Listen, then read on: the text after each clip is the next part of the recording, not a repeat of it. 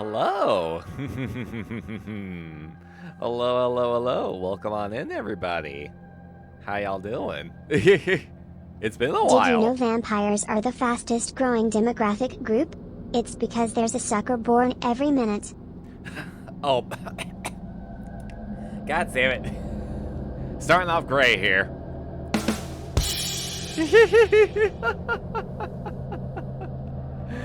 Oh my god. Hello, Monstro. Hello, Revolver. Can't believe the clock's broken. Fair point. And Rambles, how you doing? Welcome on in, everybody. Hello. A test of your reflexes. Ow! The fuck? Why? Revolver, thank you for summoning the Gargon. You needed that today. Oh man. Well, I hope you're doing well, Barnabas. Hello, Medusa. How you all doing? I told you it was a firecracker. I thought you were gonna mention something involving like actual firecrackers. Oh, how y'all doing? Hope you all are having terrifyingly pleasant time zones. Hey, you made it to Wednesday. Only a couple days away until Halloween. Hope y'all are making sure to get, have your plans in order. Oh man. Well, oh man. I hope y'all are making sure to take care of yourselves. Hey, this is something that we haven't done in a hot minute. This is something I haven't done in a good fucking while. So basically, we're gonna be reading some horror stories tonight. We're gonna be reading some classic horror stories. May not have been a firecracker, but you sure blew your mind. There you go. That's the sound of my mind getting blown. Got reminded by some memories been trying to forget the other day. Saw the news. Well, at least I'm physically okay. Yeah, it's not great. Shit's getting worse. It's getting worse. It's probably gonna get worse before it gets better. But hey, like, hopefully things will get better soon. That's about. I wish I could kind of say more. I'm just hoping that things will get better soon. Right? Because, yeah, shit sucks right now. Shit fucking sucks right now. Doing good. For once here in Texas, it was in the 60s. Busted out my favorite cardigan and went out to stock up on more Halloween candy. For myself. As one should do. It's actually, we're in the middle of a kind of a heat spike right now, but it's supposed to cool off on Halloween, actually, so that's perfect. That would be perfect if that's the case. So basically, what we're gonna be doing. So I used to do this thing occasionally, where, well, this was kind of when ASMR was kind of a more active thing. Basically, I would do like ASMR horror story readings. Penis! No, nothing involving penises. Oh, how you doing, Crabs? Welcome on in. Hope you're doing well. But yeah, I used to do like ASMR horror story readings. And while everyone kind of enjoyed the horror stories, I'm always like weary everything. It was like kind of always 50-50 on the ASMR part of it. So I figured, since it's been a while since I last did that, I figured let's kind of eschew the ASMR aspect and yeah, let's just read some fucking classic horror stories. Because yeah, it's Halloween week. It is Halloween week. Best thing today as an adult. Exactly. How's you, dude? Doing all right. Been really busy this week, but things are going very well. Realize something. Halloween technically is Christmas for goths because the day after, candy is 50% off. You fucking know it. You fucking know it. Oh, wait, I got some candy already, but yeah, I'm gonna be raiding the stores for all the discounted stuff. Break my finger practicing Venom combos. Oh god, I imagine. I fucking imagine. Oh, getting all those fucking input. Excuse me, jeez. There we go. Alright. Can't even find things for Halloween in the stores anymore. Yeah, I'm also noticing that some stores are very quickly replacing the Halloween stuff with Christmas stuff, and I'm just like, why? Why? Let us have our thing. Let us have our thing first. Oh, mid combo charge inputs. Ooh yeah, because especially since you gotta like buffer them. You gotta buffer the charges ahead of time, so that's a whole other thing to rack your brain around.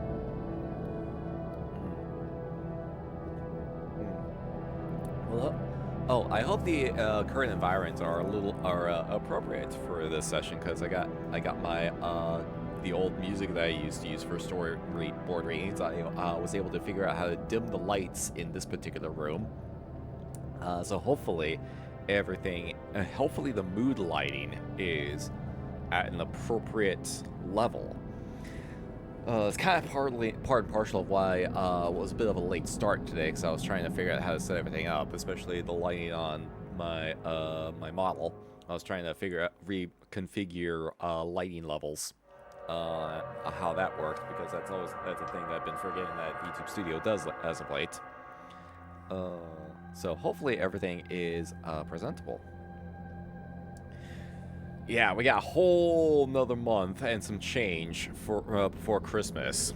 At least replace it with turkeys and autumn leaves. There are some stores that do like autumn stuff. There is some autumn stuff out there still, which is fine. The autumn theme stuff is still perfectly fine. But yeah, the Christmas stuff is like, yeah, hold on, one holiday at a time. Mikolash,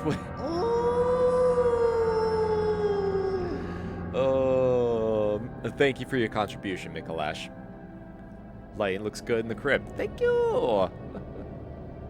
People are so desperate to get Christmas. People are always desperate to get to Christmas for whatever reason. I don't know. I never really understood why myself, and then stores just kind of keep catering to them more than more, and then next thing you know, they're selling Christmas stuff in fucking July. So it's always been a battle. It's always been a battle as far as I know, as far as I can remember. Is very Ragna, thank you for summoning which Fred. I say did encourage me to be quite naughty. How you doing, Ragna? Blame ABC trying to push Christmas in July in the late 90s. Oh god, that's right, that was the thing, wasn't it? Fuck. That was a thing. God damn it. Fucking hell.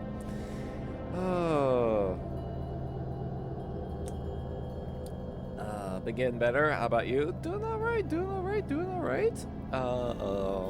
Yeah, apologies again for the late start, but I was trying to get everything situated and ready for tonight's particular event activities. Also, I want, especially since finally getting a chance to use this like book stand that I got a while back and I have not had a chance to use, because hey, guess what? Actual physical books. I have actual physical books that I keep trying to find ways to use. And I got this little book stand here that I can use to put stuff on. Put my books on, so I don't have to worry about fucking holding the thing in front of me, and which fucking obliterates my back after a little bit. So at least this way I have a way to just keep the book right in front of me. We can just read from that. Friends always do a Friendsmas thing every Christmas. This year suggests that we didn't do presents because money is always so tight for everyone, and we should enjoy each other's company like most holidays should be. Half the group was upset at the idea.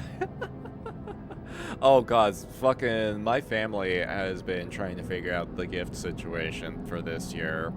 The intention is similarly because yeah, money's gonna be tight for some folks this year for a multitude of reasons, but then also a lot of the not everyone is kind of on board with the rules that are being presented, and I think everyone's just kind of want to. I mean, for the most part, we tend to be pretty reasonable. We don't usually tend to go too crazy outside of like one or two instances, one or two particular individuals, which I will not name. But like, yeah, it's like it's all every year is a discussion of like how we should do presents or how we should do things or what's our spending limits or whatnot. And I'm like, every year it's kind of every year for a while now it's been the same song and dance. Halloween snuck up on me already dressed up this month. Oh shit, for real? It really has just kind of snuck up on everybody this year. Song, hello! Good horrifying evening, my spooky friend. How are you doing this terrifying Wednesday night? Doing pretty good, Song. Hope you are also doing well, and welcome on in. People get obsessed with Christmas whenever there's a horrific roll change. Oh yeah, think it's going to fix everything, but it just makes things worse. Yeah, it's cold, everything is expensive, someone you know has been ignored, abandoned, homeless, and hungry, while some rich Grinch is eating his 5th turkey. Yeah, nah, you're speaking facts there. You're speaking absolute facts there. You are speaking absolute facts. Oh hey, Shadowblade, thank you for bringing up that emote. Yeah, I am in the what the fuck even is this category? Frightful Fright Fest category on Twitch. Since that's the thing that they're kind of using this year, and I'm like, okay, so the stuff that I'm not necessarily, the next couple sessions are not necessarily video game related, so yeah, we can use this category. And I believe what it is that if you share a clip within that category for the duration of the week or something like that, you can get access to the Halloween specific emotes. I'm not quite sure how it works exactly, but hey, we're gonna try it with this category. We're gonna try it. What book are you reading? I actually got several books on hand. I have several books on hand actually that are essentially story compilations. So I got one in front of me right now. I got 2 more in the wings, and then yeah, we can just kind of swap between them. And basically, yeah, we're just going to be reading a collective bunch of short stories, just kind of bouncing around between different things. Yeah. Sans the ASMR aspect, I'm just going to be kind of reading them as I would normally would. But yeah, we'll be kind of bouncing around between different stories. I went through my books last night and kind of bookmarked some ones that had my interest, and then we can always jump around between several others. Final email requires streaming together 5 times. Oh well, that's not gonna fucking happen. That ain't gonna happen. I don't think so. I don't have any collabs planned this week. Unfortunately. Yeah, everyone is busy for Halloween, so I wasn't really able to find anyone that would be a guest for Cemetery Cinema. But it's fine. We still got a good schedule planned for the evening. Yeah, it's just like every horror person I know is going to be busy on Halloween. Like, quite literally everyone. Because it's Halloween and it's on a Friday of all days. So go figure. Oh, but it's fine. We can still have fun. Oh man. But yeah, and then yeah. Oh, horror people busy on Halloween. I know. I know, right? Shocker. Like they're either gonna be streaming their own stuff on Halloween, or they're got other stuff going on. Like it's gonna be like everyone's busy. Although I was able to actually remind myself that there was an independent haunt attraction not too far from me that I was like, oh right, I was gonna check this out sometime this month, and I was able to actually find a ticket, get a ticket for tomorrow night. So my plan is gonna be like, as soon as I get out of work tomorrow, I'm gonna like stop by the cemetery, change clothes, do my hair and all that good stuff, and then drive on down there and check it out. So that looks like that might be fun. Some people have an anniversary. I know. Well, my anniversary isn't until Saturday, but you do bring up a valid point. You do bring up a valid point. Also, yeah, this Saturday is. I've been streaming for 8 years, but I've somehow been able to do 5 as a VTuber. So this Saturday is going to be my 5-year VTubing anniversary, and I actually got updates on that because got some new things that I'm debating on whether to put live for either tomorrow or well, not tomorrow, or for Halloween or for the anniversary. Congrats, thank you. I'd say go in the work clothes be the most terrifying thing of all. Capitalism work drone. Not a bad idea. That is not a bad idea. I think what I'm just gonna do is I'm just gonna fucking goth myself the fuck out, because why not? Just like enjoy myself a little bit. I even had to like trim my hair down a little bit because it was getting long on the sides. And slight unrelated to anything, but does anyone know any good like hair razor brands by any chance? Because I think mine's shit in the bed. I think mine's giving up the ghost. No pun intended. It might be due for a new hair razor. I mean, it wasn't exactly a fancy thing in the first place. It was like $20, a $20 razor that I got at a fucking Winco.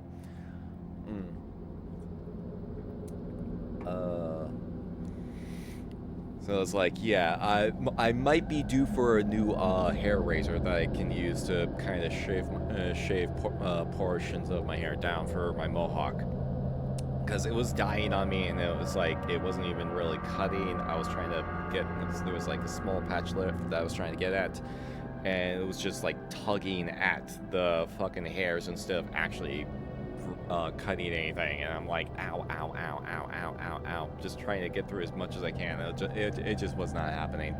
I got most of it though. I was able to get the majority of it in at the very least. But yeah, I think I'm gonna be needing a new hair razor for sure.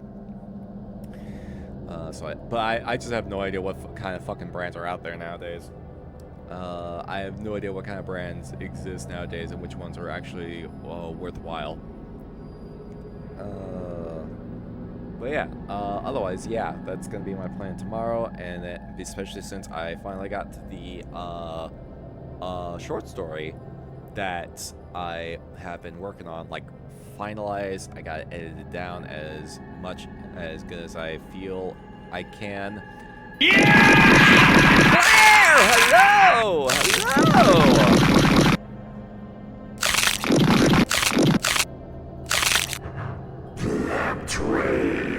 Hello, Claire. Thank you so much for the raid. Wow, that looked really weird there. Don't ask. Look, I have another ghost that's helping with the holding the book. Don't ask. Don't worry about it. Let me see if I can kind of move that down just a little bit. There we go. So that way it's like looking a little less awkward. There we go. How you doing? How you doing, Claire? Welcome on in. Need a bit less Hawk and a lot more Momo. Also, hi. just another guy named Harry. Thank you so much for the follow. Welcome to the cemetery. And Claire, thank you so much for the raid. How you doing? Hello. Let me see if I can get this.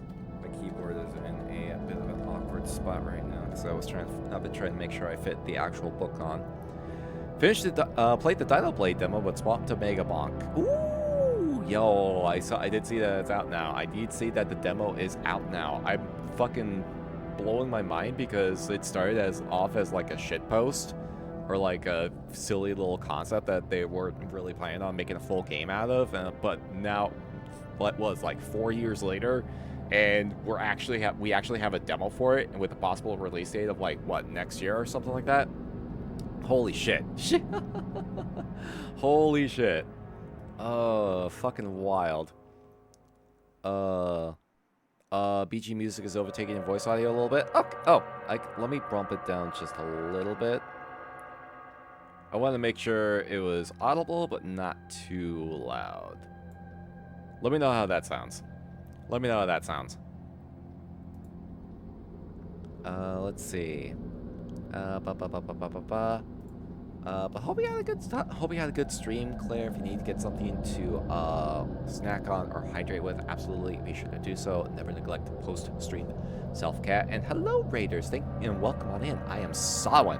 I am a Wraith VTuber, horror variety streamer, and a provider of fun and frights here at the Abandoned Cemetery. Today, we're actually going to be reading some horror stories for Halloween week. We are going to be reading some classic horror stories. So if that sounds like something you're interested in, feel free to find an empty grave to get comfy in and enjoy the frights. Oh no, too spoopy. Get me out of here. Hey there, Jess. Welcome, welcome, welcome. Dinoblade definitely more DMC than Souls, to be honest. Still fun, not for me. If it's kind of more DMC based, then maybe it's something else. Maybe something that's up my alley personally, because that's kind of what the vibe I got. Like character action game, but with dinosaurs. That was kind of the idea that I had when I was seeing all that early footage. Perfect. Thank you. BGM is making me want to say Resident Evil. It's actually from Fatal Frame. It is actually from Fatal Frame. Here's a 2-sentence horror story. Phew. I'm finally safe in my home, I said, sitting on my recliner. No, you're not, said Knife Guy. Oh, jeez. Technically, that's more than 2 sentences if you include the quotes, but that's just me being fucking nitpicky. Alright. Yeah, I'll definitely have to check that demo out. I'll definitely have to check that demo out for sure. I don't know if I'm gonna stream it or not. I don't know if I'm gonna stream it because I already have enough on my plate as it is, but we'll see. We shall see. But yeah, make sure you get plenty of rest, Claire. Make sure you get plenty of rest. Oh, man. I believe... You know what? Why don't we go ahead and get started on our first story of the evening? Will do, you better. Oh, right. I believe what we'll do is we'll go ahead and get started on our first story of the evening. And you know me, I gotta rep my boy. I gotta rep my boy, Edgar Allan Poe. I gotta rep my boy here. Every time we've done one of these, I include a story from Edgar Allan Poe. So we'll start off with one of his stories. Tried the demo of Huntsman yesterday. Had to play at Tower Unite to kill a giant spider in the zombie massacre mode afterwards to feel better. Oh, geez, was it that rough? Oof. Oof. Jeez. I'm not familiar with that one, but I may have to look it up, just kind of see what's going on with that. Oh, man. Okay. So, we will start with Edgar Allan Poe. Hate arachnids. Oh, God. So, what I will do, I got a story right here. And, this particular story hits a little bit differently. It hits a little bit differently after going through COVID pandemic and lockdown and all the fucking shit that went along with that period of time. And this is called The Mask of the Red Death. For those who aren't familiar with this story, you'll probably see what I mean once we get into it. Alright, let's hoping that everything here works like it needs to. Let me see. Adjust this a little bit. Alright.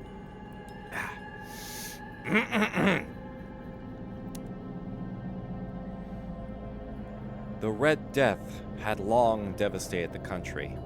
No pestilence had ever been so fatal or so hideous. Blood was its avatar and its seal, the redness and the horror of blood. There were sharp pains and sudden dizziness, and then profuse bleeding at the pores with dissolution, the scarlet stains upon the body and especially upon the face of the victim, with a pest ban which shut him out from the aid and from the sympathy of his fellow men, and the whole seizure, progress, and termination of the disease were the incidents of half an hour. But the Prince Prospero was happy and dauntless and sagacious. When his dominions were half depopulated, he summoned to his presence 1,000 hale and light-hearted friends from among the knights and dames of his court, and with these retired to the deep seclusion of one of his castellated abbeys. This was an extensive and magnificent structure, the creation of the prince's own eccentric yet august taste. A strong and lofty wall girdled it in. The wall had gates of iron. The courtiers, having entered, brought furnaces and massy hammers and welded the bolts. They resolved to leave means for neither of ingress or egress to the sudden impulses of despair or of frenzy from within. The abbey was amply provisioned. With such precautions, the courtiers might bid defiance to contagion. The external world could take care of itself. In the meantime, it was folly to grieve or to think. The prince had provided all the appliances of pleasure. There were buffoons, there were improvisatori, there were ballet dancers, there were musicians, there was beauty, there was wine. All these and security were within. Without was the Red Death. Back in English class in high school all over again. Hell yeah. It was toward the close of the 5th or 6th month of his seclusion, while the pestilence raged most furiously abroad, that the Prince Prospero entertained his 1,000 friends at a masked ball of the most unusual magnificence. It was a voluptuous scene, that masquerade. But first, let me tell of the rooms in which it was held. There were 7, an imperial suite. In many palaces, however, such suites form a long and straight vista, while the folding doors slide back nearly to the walls on either hand, so that the view of the whole extent is scarcely impeded. Here, the case was very different, as might have been expected from the Duke's love of the bazaar. The apartments were so irregularly disposed that the vision embraced but little more than one at a time. There was a sharp turn at every 20 or 30 yards, and at each turn a novel effect. To the right and left, in the middle of each wall, a tall and narrow Gothic window looked out upon a closed corridor which pursued the windings of the suite. These windows were of stained glass whose color varied in accordance with the prevailing hue of the decorations of the chamber to which it opened. That at the eastern extremity was hung, for example, in blue, and vividly blue were its windows. The second chamber was purple in its ornaments and tapestries, and here the panes were purple. The third was green throughout, and so were the casements. The fourth was furnished and lighted with orange, the fifth with white, the sixth with violet. The 7th apartment was closely shrouded in black velvet tapestries that hung all over the ceiling and down the walls, falling in heavy folds upon a carpet of the same material and hue. But in this chamber only, The color of the windows failed to correspond with the decorations. The panes here were scarlet, a deep blood color. Now, in no one of the 7 apartments was there any lamp or candelabra, amid the profusion of golden ornaments that lay scattered to and fro or depended from the roof. There was no light of any kind emanating from lamp or candle within the suite of chambers, but in the corridors that followed the suite, there stood, opposite to each window, a heavy tripod bearing a brazier of fire that protected its rays throughout the tinted glass and so glaringly illumined the room. And thus were produced a multitude of gaudy and fantastic appearances. But in the western, or black, chamber, the effect of the firelight that streamed upon the dark hangings through the blood-tinted panes was ghastly in the extreme, and produced so wild a look upon the countenances of those who entered, that there were few of the company bold enough to set foot within its precincts at all. It was in this apartment also that there stood against the western wall a gigantic clock of ebony. Its pendulum swung to and fro with a dull, heavy, monotonous clang, and when the minute hand made the circuit of the face, and the hour was to be stricken, there came from the brazen lungs of the clock a sound which was clear and loud and deep and exceedingly musical, but of so peculiar a note and emphasis that each lapse of an hour the musicians of the orchestra were constrained to pause momentarily in their performance to hearken to the sound, and thus the waltzers perforce ceased their evolutions, and there was a brief disconcert of the whole gay company. And while the chimes of the clock yet rang, it was observed that the giddiest grew pale, and the more aged and sedate passed their hands over their brows as if in confused reverie or meditation. But when the echoes had fully ceased, a light laughter at once pervaded the assembly. The musicians looked at each other and smiled as if their own nervousness and folly, and made whispering vows, each to the other, that the chiming of the clock should produce in them no similar emotion. And then, after the lapse of 60 minutes, which embraced 3,600 seconds of the time that flies, there came yet another chiming of the clock, and then, with the same disconcert and tremulousness and meditation as before. But in spite of these things, it was a gay and magnificent revel. The tastes of the Duke were peculiar. He had a fine eye for colors and effects. He disregarded the decora of mere fashion. His plans were bold and fiery, and his conceptions glowed with barbaric luster. There are some who would have thought him mad. His followers felt that he was not. It was necessary to hear and see and touch him to be sure that he was not.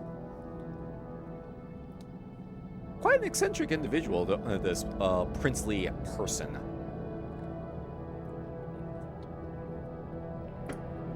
Imagine having a full-on Technicolor house. A full-on Technicolor house. Turn the music down again. Let me see if I can. I'm also kind of positioning myself a little bit awkwardly.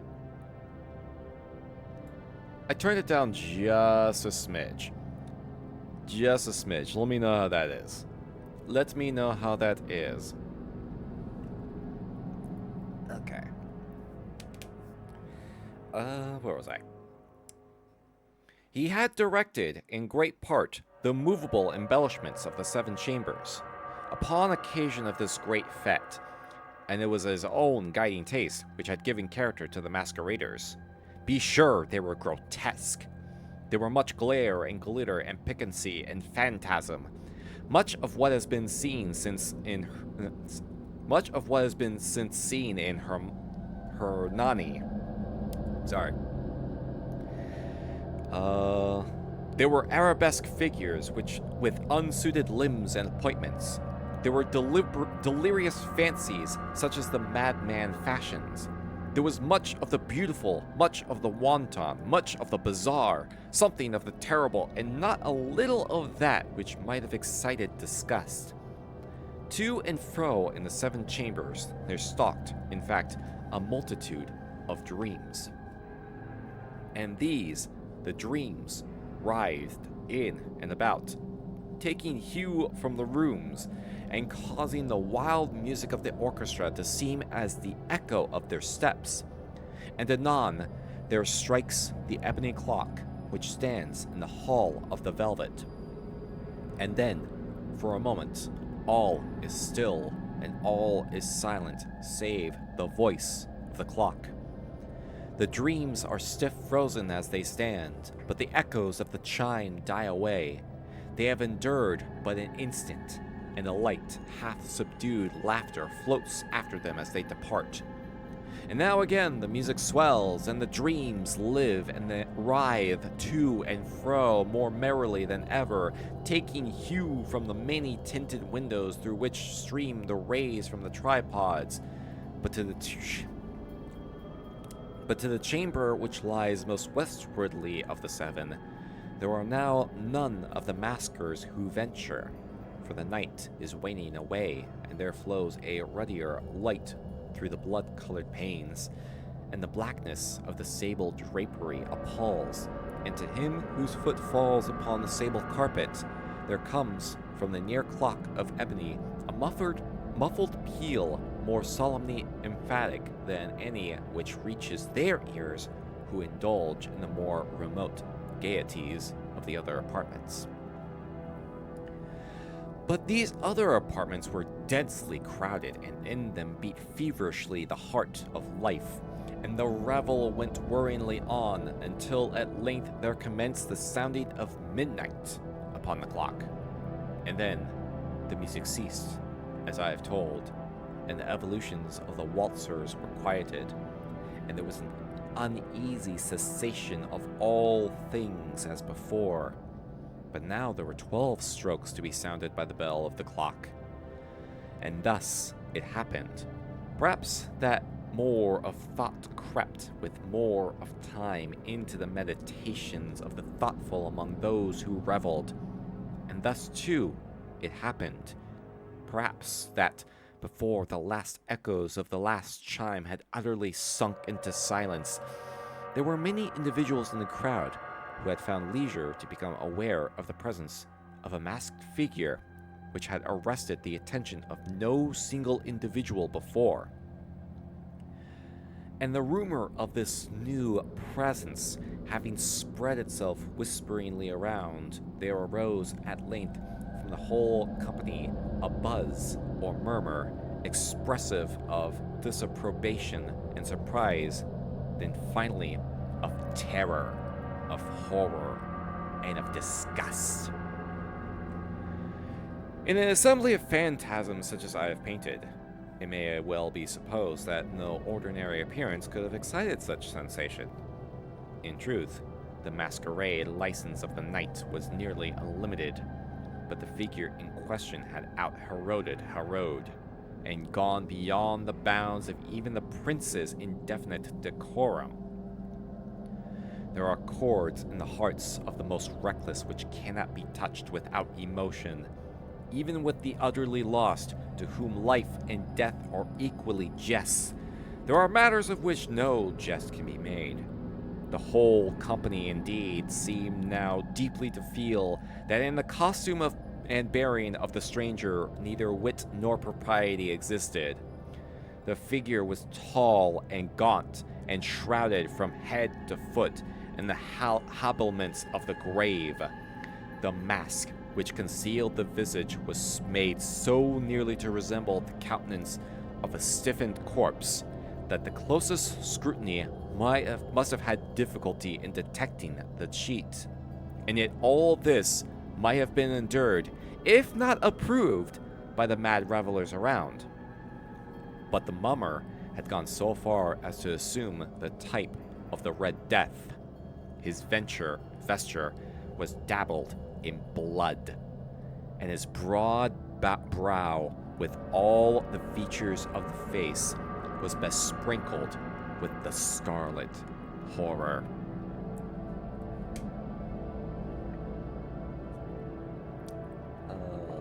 I have to imagine there was at least one person in the crowd going, "Yo, who let this fucker in? Who let this guy in? The fuck? What the fuck you doing here?" Just suddenly going Bostonian. Oh, thank you for the hydrant posture check.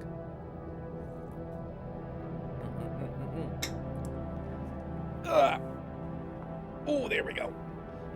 Oh boy, stretch that back out. Appreciate it. All right. Now shit's about to go down. Shit is about to go down here. Who dares? He demanded. Oh wait, nope. I jumped ahead a little bit. Yep, gotta stay hydrated when reading out loud. Exactly. Can't resist the joke, but as the place was described earlier, Barbie and the Technicolor Dreamhouse. Oh, God. Oh, that's amazing. How is that not a thing? How is that not a thing? How is that not a thing in, like, the 80s and 90s?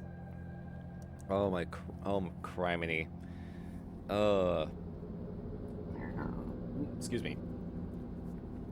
Where was I? When the eyes of Prince Prospero fell upon this spectral image, which, with a slow and solemn movement, as if more fully to sustain its role, stalked to and fro among the waltzers, he was seen to be convulsed, in the first moment with a strong shudder, either of terror or distaste, but in the next, his brow reddened with rage. "Who dares?" he demanded hoarsely of the courtiers who stood near him. "Who dares insult us with this blasphemous mockery? Seize him and unmask him, that we may know whom we have to hang at sunrise from the battlements." It was in the eastern or blue chamber in which stood the Prince Prospero as he uttered these words. They rang throughout the 7 rooms loudly and clearly, for the prince was a bold and robust man, and the music had become hushed at the waving of his hand. It was the blue room where stood the prince, with a group of pale courtiers by his side. At first, as he spoke, there was a slight rushing movement of this group in the direction of the intruder, who at the moment was also near at hand, and now, with deliberate and stately step, made closer approach to the speaker, but from a certain nameless awe with which the mad assumptions of the mummer had inspired the whole party. There were found none who put forth hand to seize him, so that, unimpeded, he passed within a yard of the prince's person, and while the vast assembly, as if with one impulse, shrank from the centers of the rooms to the walls, he made his way uninterruptedly, but with the same solemn and measured step which had distinguished him from the first, through the blue chamber to the purple, through the purple to the green, through the green to the orange, through this again to the white, and even thence to the violet, ere a decided movement had been made to arrest him. It was then, however, that the Prince Prospero, maddening with rage and the shame of his own momentary cowardice, rushed hurriedly through the 6 chambers, while none followed him on account of a deadly terror that had seized upon all. He bore aloft a drawn dagger and had approached in rapid impetuosity to within 3 or 4 feet of the retreating figure, when the latter, having attained the extremity of the velvet apartment, turned suddenly and confronted his pursuer. There was a sharp cry, and the dagger dropped gleaming onto the sable carpet, upon which, instantly afterwards, fell prostrate in death the Prince Prospero. Then, summoning the wild courage of despair, a throng of the revelers at once threw themselves into the black apartment, and seizing the mummer, whose tall figure stood erect and motionless within the shadow of the ebony clock, gasped in unutterable horror at finding the grave cerements and corpse-like mask which they handled with so violent a rudeness, untenanted by any tangible form. And now was acknowledged the presence of the Red Death. He had come like a thief in the night, and one by one dropped the revelers in the blood-bedewed halls of the revel, and died each in the despairing posture of his fall, and the life of the ebony clock went out with that of the last of the gay, and the flames of the tripods expired, and darkness and decay and the Red Death held illimitable dominion over all.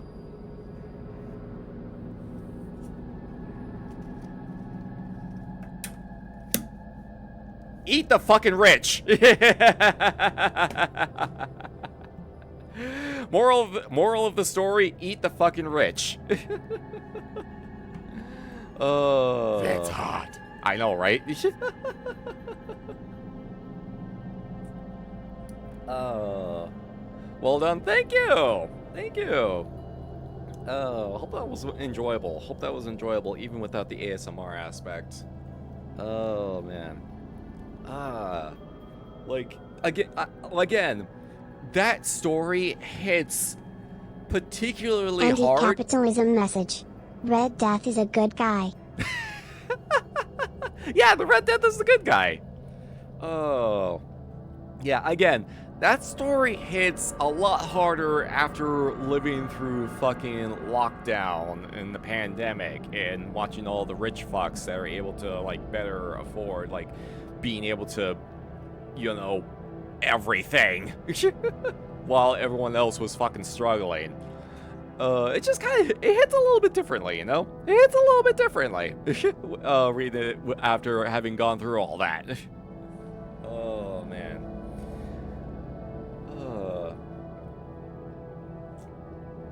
Oh, we got ads coming in about 5 minutes, by the way. But yeah, it's like, this rich fuck off decided, hey, I'm gonna fucking invite all of my friends to hang out at my place and just let the plague go on outside of the halls. I vetted everyone. Everyone is perfectly healthy. Nothing's bad is gonna happen. We'll be fine in here. And then, nah. The plague manages to find its way in there anyway. Get fucked. You know what we need now? Dinosaurs. You know what? I can't even argue with that. I can't even argue with that. How you doing, Baka? Welcome on in. Hope you are doing well. Oh, man. So, yeah. That is actually the artwork that is used in this this book of the Red Death is actually one of the things that I wanted to get as a part of my Edgar Allan Poe tattoo sleeve.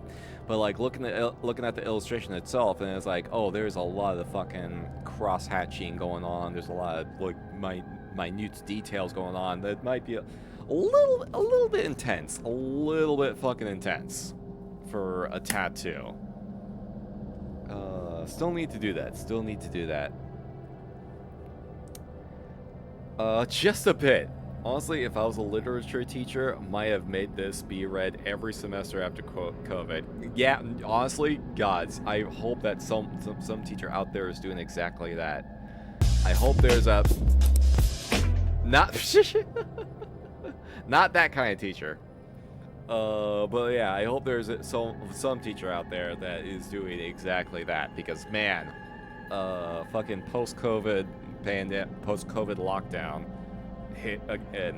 hits particularly differently. I'm doing as long as you're doing, as long as you are doing. Deathground stream when? I am not familiar with that. I am not familiar with that. Is that a game or something else? Let's see. I wonder if I can kind of prop this up a little bit better. Let me see, now that we've kind of read through this, but let me see if I wonder if I can use this as a prop up. There we go, yeah, just kind of raise this up a little bit, because I was kind of craning my neck a little bit. I was kind of craning my neck around the microphone, just kind of make sure I could actually read this. Here we go, that's a little bit better. Do I have anything else I can use? Actually, I might have a box I can kind of use. Let me see. We got ads coming in, so I'll take the opportunity to kind of like set this up, see if I can do some maintenance. Let's see.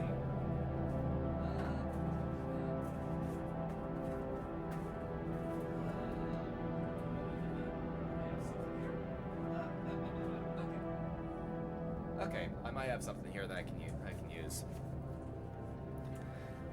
Might have something here. I got like a shoebox here with old shoes. I think I can probably put this on top of there.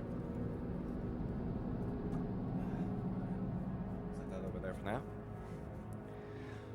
Well, let's stay up and listen to more spooky stories, but I should be going to bed. Y'all have a good night. No worries, Mortimus, no worries. Appreciate you coming on in and hanging out. You have a good rest and pleasant nightmares. Homeboy needs a lectern. Honestly, that'd honestly be perfect, but I would... Ooh, excuse me, jeez. Is there like a variant of a lectern that can kind of work on like a desk or something like that? Or like a mini lectern? I can kind of set this on top of... Next thing that should be added to the throne. Oh, man. Would Throne even have something like that? That'd be kind of crazy, actually. I mean, Throne has a lot of things on there. Let's see.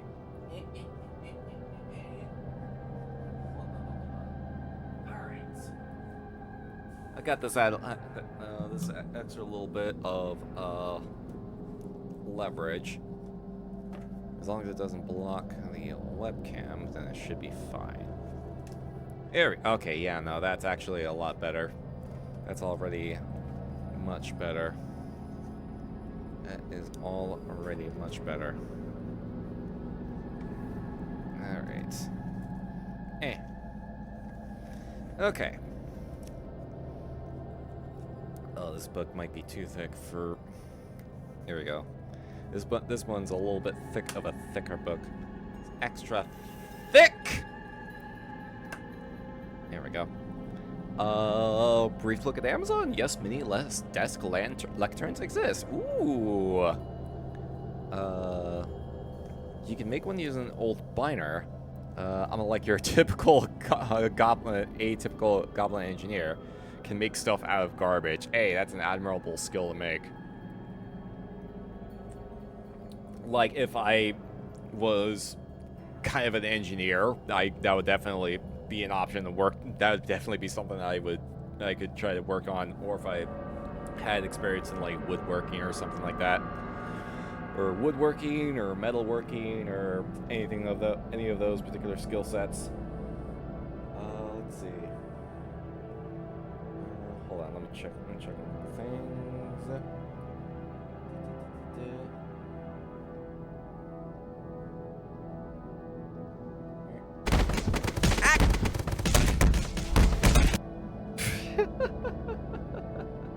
Damn, I didn't know people got that excited for fucking nobles dying to the plague. Alright. Sorry, I had to check a couple things. Alright. This might actually work a little bit, and as long as the webcam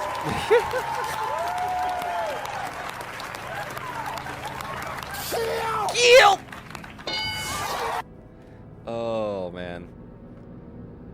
How do y'all feel about that particular reading? I know I opted to eschew the ASMR aspect for this particular instance, so was that okay? Because every time I ask what people's thoughts about the ASMR in general, it's always been 50-50. 3-inch binder taped shut with a ruler glued to the end. Acts as a lectern as well as a cheap drawing table. Ooh, a 3-inch binder taped shut with a ruler glued to the end. Ooh, okay. Specifically a 3-inch binder. Interesting. That might be something. Worth looking into. Are ya winning, son? I think so. We survived the plague. Welcome on in, Yamba. How you doing? Hope you're also having a terrifyingly pleasant time zone. Welcome on in. Oh, man. That we did. No Red Death over in our neck of the woods. Pretty good, although the music was loud. Okay, that might be something I may need to kind of... because I would normally have it a lot lower. Again, I have the audio source literally labeled as ASMR background audio, so it would normally be a lot lower. But I may have to just kind of adjust it a little bit to accommodate the fact that I am not speaking as... I'm speaking a little bit louder. I have a question for you. What be your question? And, hey, there we go. Welcome back from the ads, everybody. Welcome back from the ads. Excuse me. Alright. Getting ready. Get our next story ready to go. Let's see. Let me see if I can pull up this author. Because I'm curious. Why did the pirate dad ground his son? Wait, what? Ground or grounded? Why? Why did the pirate ground his son? There we go. Let's see. Ah, here we go.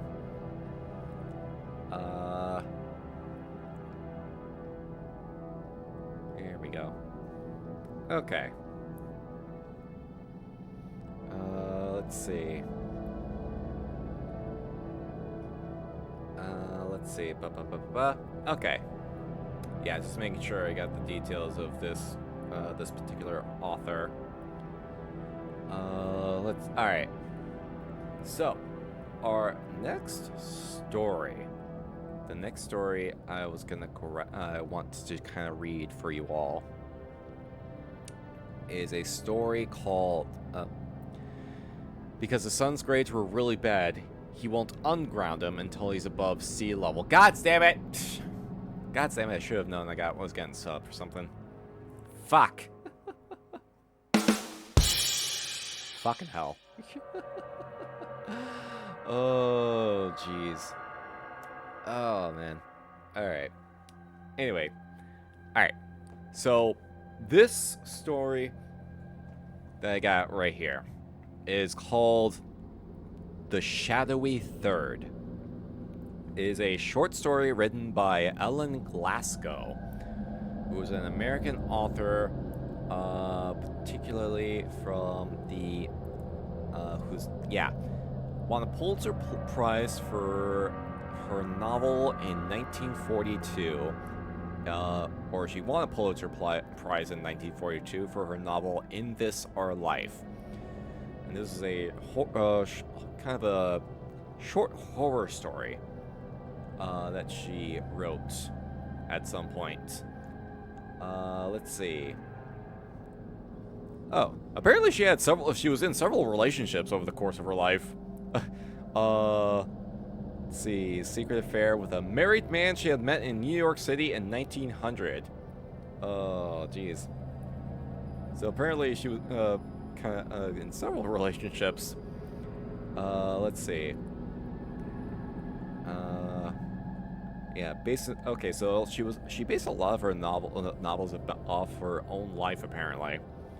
Particularly with themes of like the change. Let's see, accurately portrayed the changing nature of Southern society. Ah, gotcha. So interesting. Let's see. So we'll see. Yeah, I'm trying to see if I can find other bits of history but a lot of it is about her written works. But this is a short horror story that she made. So let's go ahead and read this one, shall we? All right.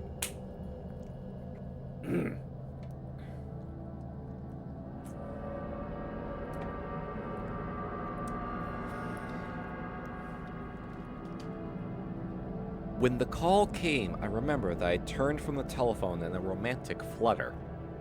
Though I had spoken only once to the great surgeon, Roland Meredith, I felt on that December afternoon that to speak to him only once, to watch him in the operating room for a single hour, was an adventure which drained the color and the excitement from the rest of life. After all these years of work on typhoid and pneumonia cases, I can still feel the delicious tremor of my young pulses. I can still see the winter sunshine slanting through the hospital windows over the white uniforms of the nurses. He didn't mention me by name. Can there be a mistake? I said, incredulous yet ecstatic before the superintendent of the hospital. No, there isn't a mistake. I was talking to him before you came down. Miss Hempfield's strong face softened while she looked at me. She was a big, resolute woman, a distant Canadian relative of my mother's, and the kind of nurse I had discovered in the month since I had come up from Richmond that northern hospital boards, if not northern patients, appear instinctively to select. From the first, in spite of her hardness, she had taken a liking, I hesitate to use the word fancy for a preference so impersonal, to her Virginia cousin. After all, it isn't every southern nurse just out of training who can boast a kinswoman in the superintendent of a New York hospital. If experience was what I needed, Miss Hemphill, I judged, was abundantly prepared to supply it. And he made you understand positively that he meant me. The thing was so wonderful that I simply couldn't believe it. He asked particularly for the nurse who was with Miss Hudson last week when he operated. I think he didn't even remember that you had a name. This isn't the South, you know, where people still regard nurses as human, not as automata. When I asked if he meant Miss Randolph, he repeated that he wanted the nurse who had been with Miss Hudson.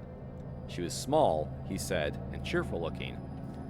This, of course, might apply to one or two others, but none of these was Miss Hudson. Miss Maupin, the only nurse, except you, who went near her, is large and heavy.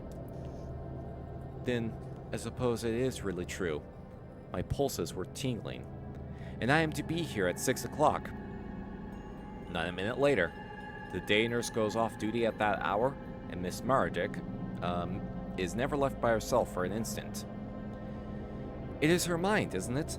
And that makes it all the stranger that he should select me, for I have had so few mental cases.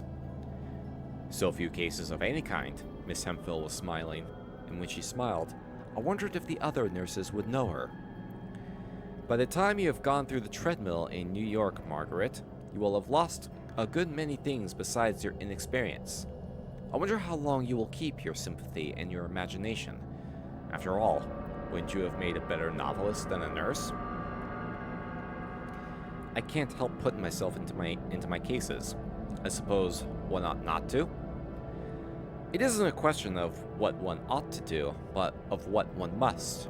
When you are drained of every bit of sympathy and enthusiasm, and have got nothing in return for it, not even thanks, you will understand why I try to keep you from wasting yourself. But surely, in a case like this, for Dr. Meredith. Oh, well, of course, for Dr. Meredith.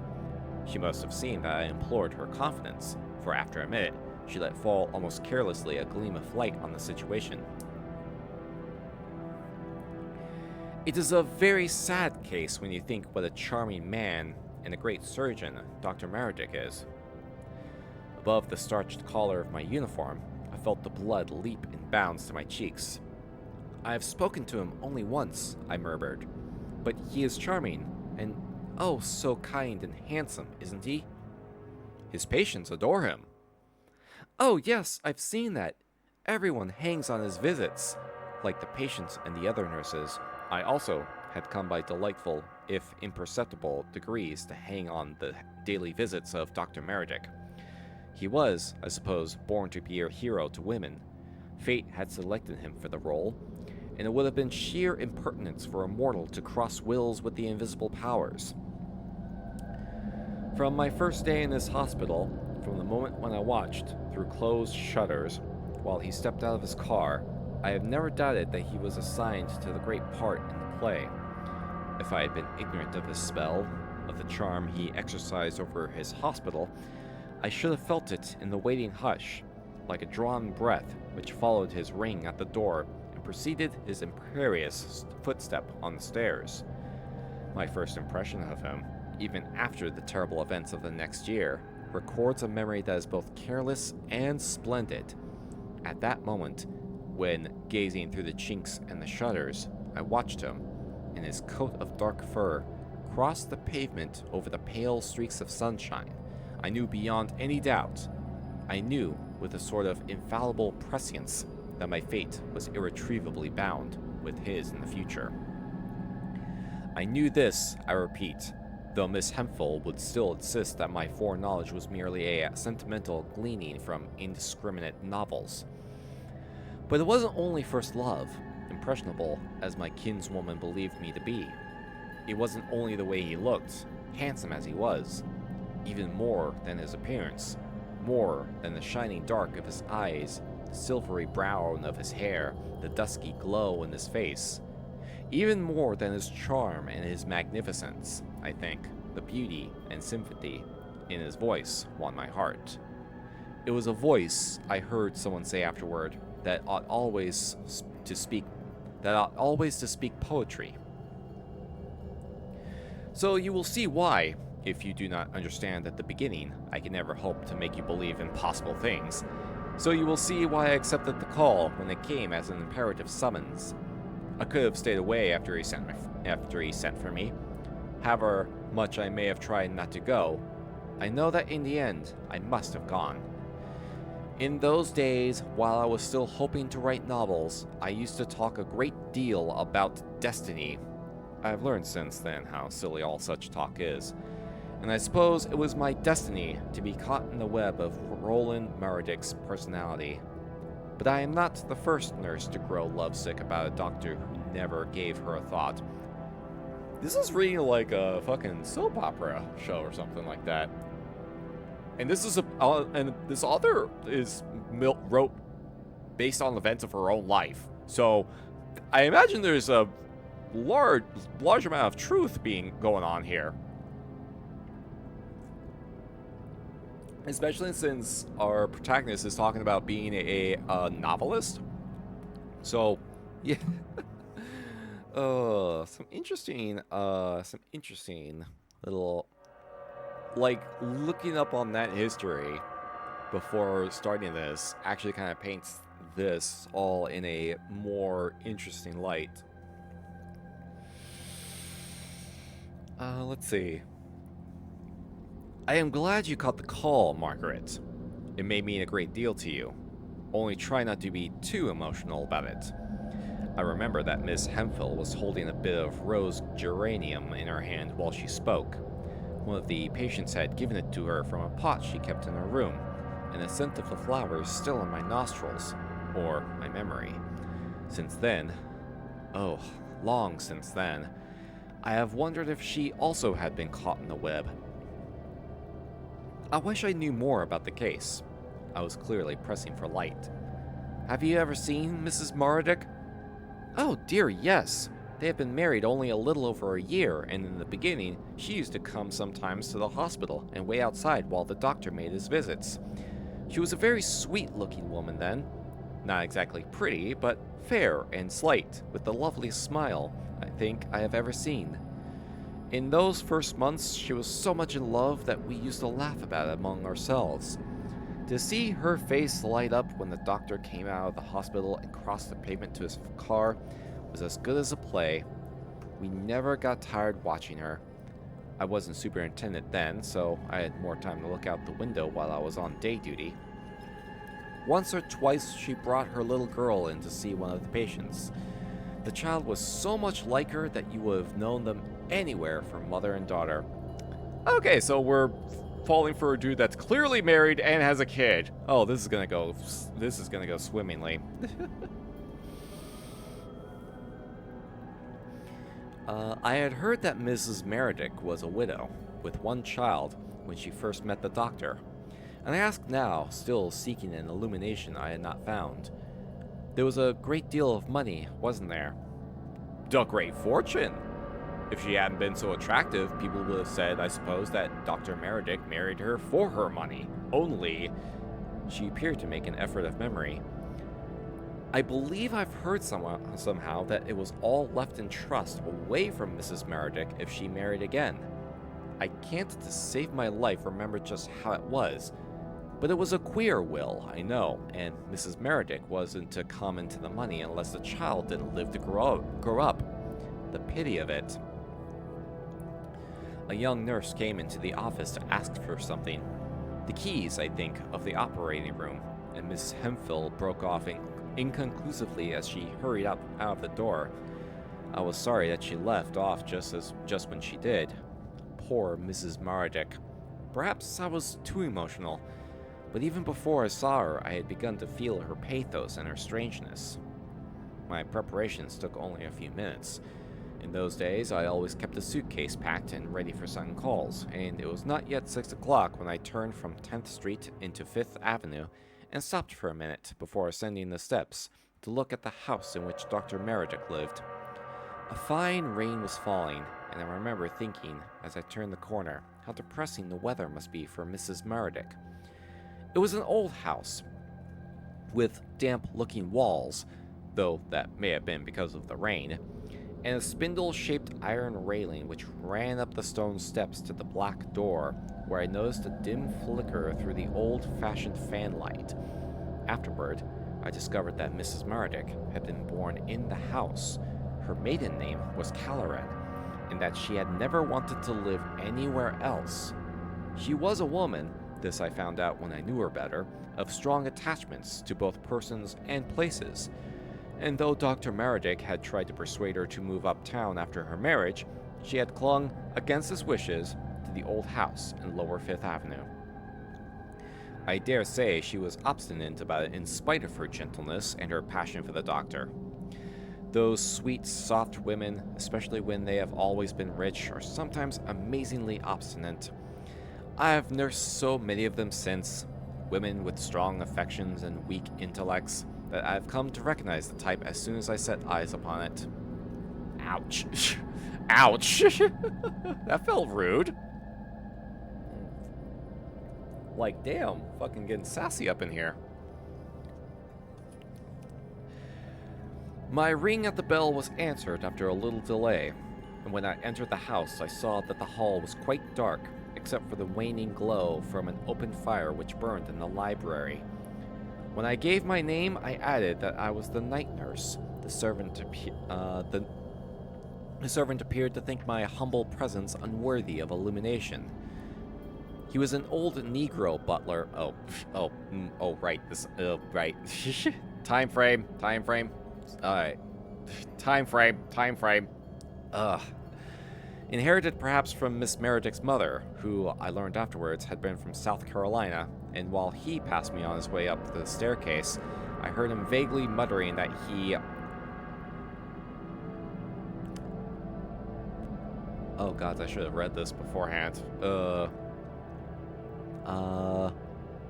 That got my attention!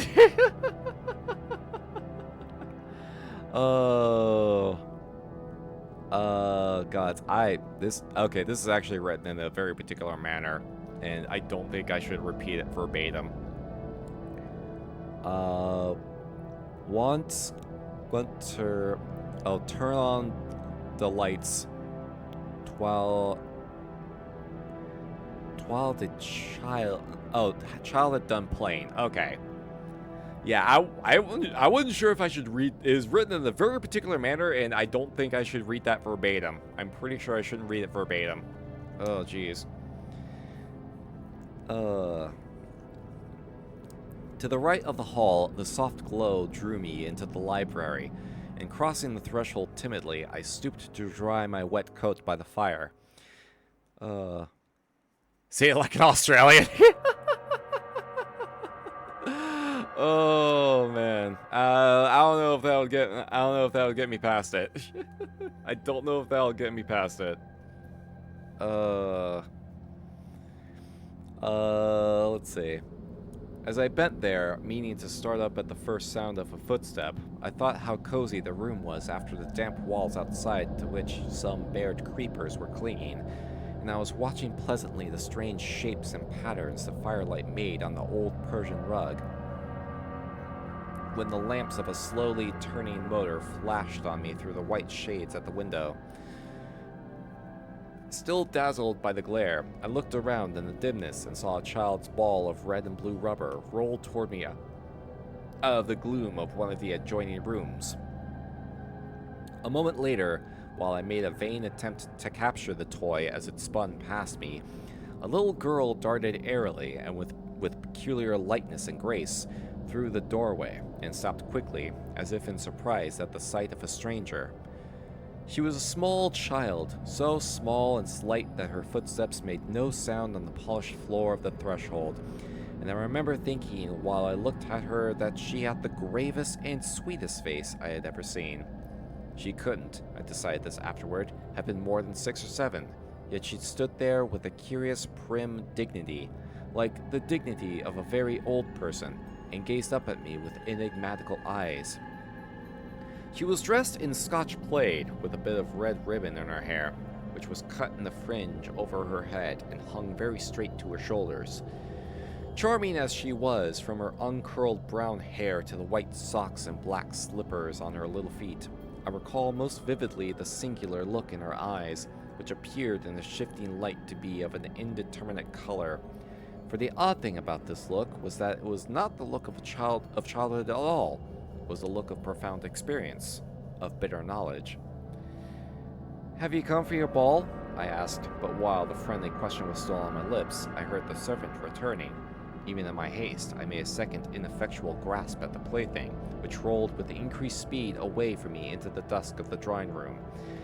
Then, as I raised my head, I saw that the child also had slipped from the room, without looking after I followed the old Negro into the pleasant study above, where the great surgeon awaited me. Did she really have to refer to him like that? Like, fucking hell. Right.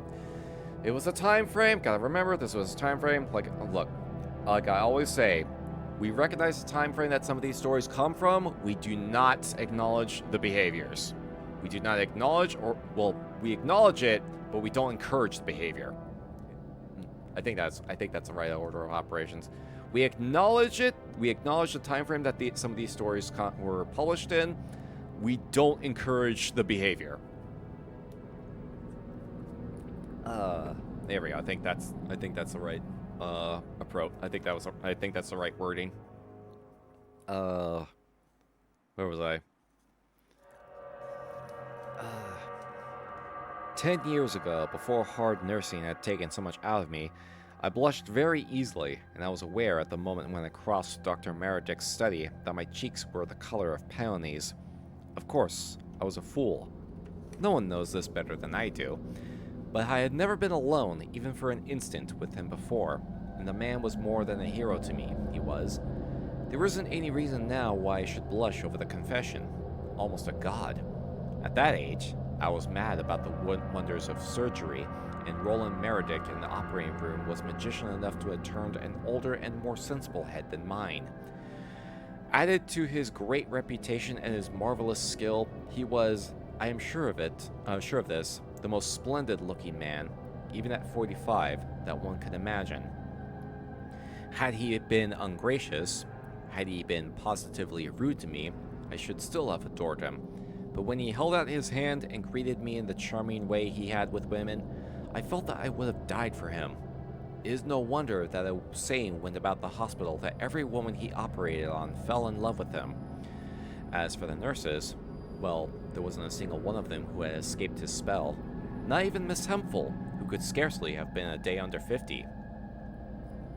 David Naga, thank you so much for popping on in. How you doing? Welcome, welcome, welcome. I'm glad you could come, Ms. Randolph. Hey, phrasing! There we go, getting that out of the way. You were with Miss Hudson last week when I operated. I bowed. To save my life, I couldn't have spoken without blushing the redder. I noticed your bright face at the time. Brightness, I think, is what Miss Mardick needs. She needs her day nurse depressing.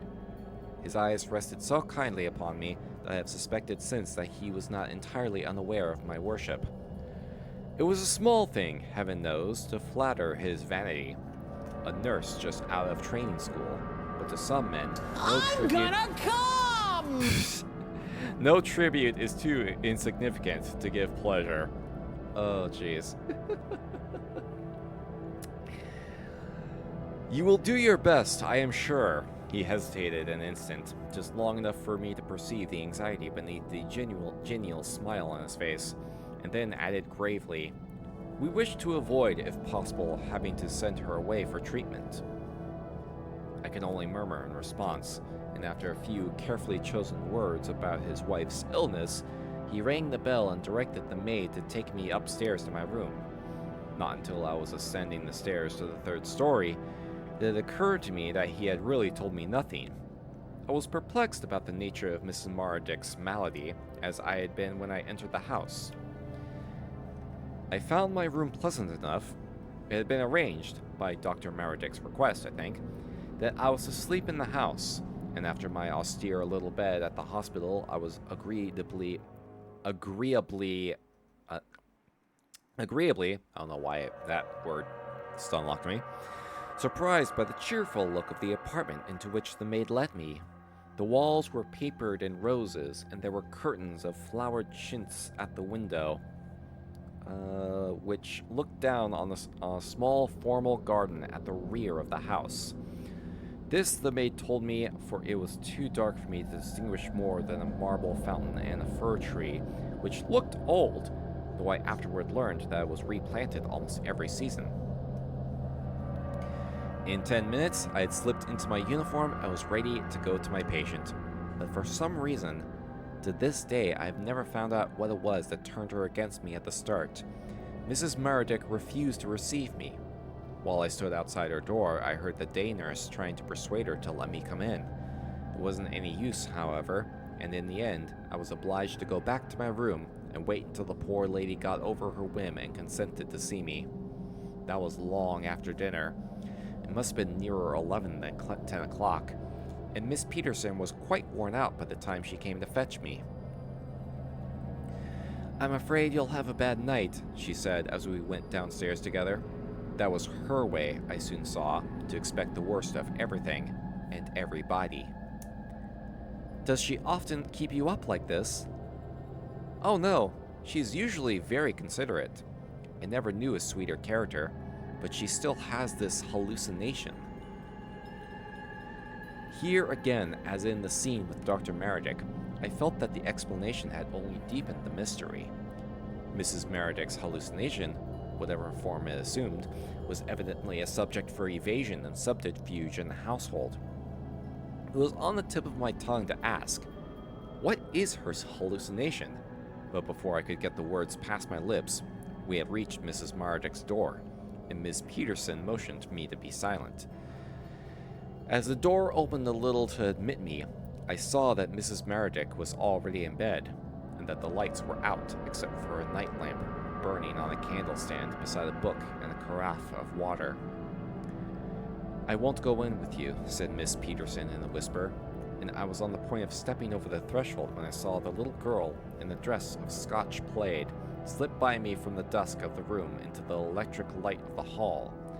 She held a doll in her arms, and as she went by, she dropped the doll's work-basket in the doorway. Miss Peterson must have picked up the toy, for when I turned in a minute to look for it, I found that it was gone. I remember thinking that it was late for a child to be up. She looked delicate, too, but after all, it was no business of mine. And 4 years in the hospital had taught me never to meddle in affairs that do not concern me. There is nothing a nurse learns quicker than not to try to put the world to rights in a day. When I crossed the floor to the chair by Mrs. Meredith's bed, she turned over on her side and looked at me with the sweetest and saddest smile. "You are the new night nurse," she said in a gentle voice, and from the moment she spoke, I knew that there was nothing hysterical or violent about her mania, or hallucination, as they called it. "They told me your name, but I have forgotten it." Randolph. Margaret Randolph. I liked her from the start, and I think she must have seen it. "You look very young, Miss Randolph." "I am 22, but I suppose I don't look quite my age. People usually think I am younger." For a minute, she was silent, and while I settled myself in the chair by the bed, I thought how strikingly she resembled the little girl I had seen first in the afternoon, and then leaving her room a few moments ago.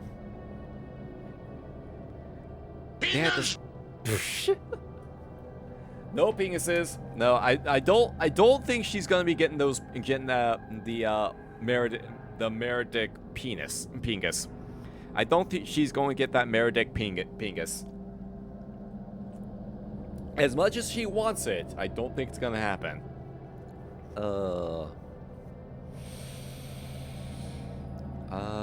Where was I? Oh. Okay.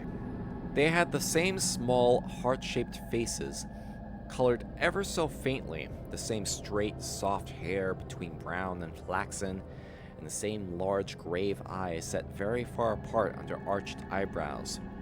What surprised me most, however, was that they both looked at me with that enigmatical and vaguely wondering expression. Only in Mrs. Meredith's face, the vagueness seemed to change now and then to a definite fear. A flash, I had almost said, of startled horror. I sat quite still in my chair, and until the time came for Mrs. Meredith to take her medicine, not a word passed between us. Then, when I bent over her with the glass in my hand, she raised her head from the pillow and said in a whisper of suppressed intensity, "You look kind. I wonder if you could have seen my little girl." As I slipped my arm under the pillow, I tried to smile cheerfully down on her. "Yes, I've seen her twice. I'd know her anywhere by her likeness to you." Making me want to pour red wine and grab a smoking jacket. I mean, do it if you have either or both of those. Fucking do it. If anything, it's becoming the perfect season for that.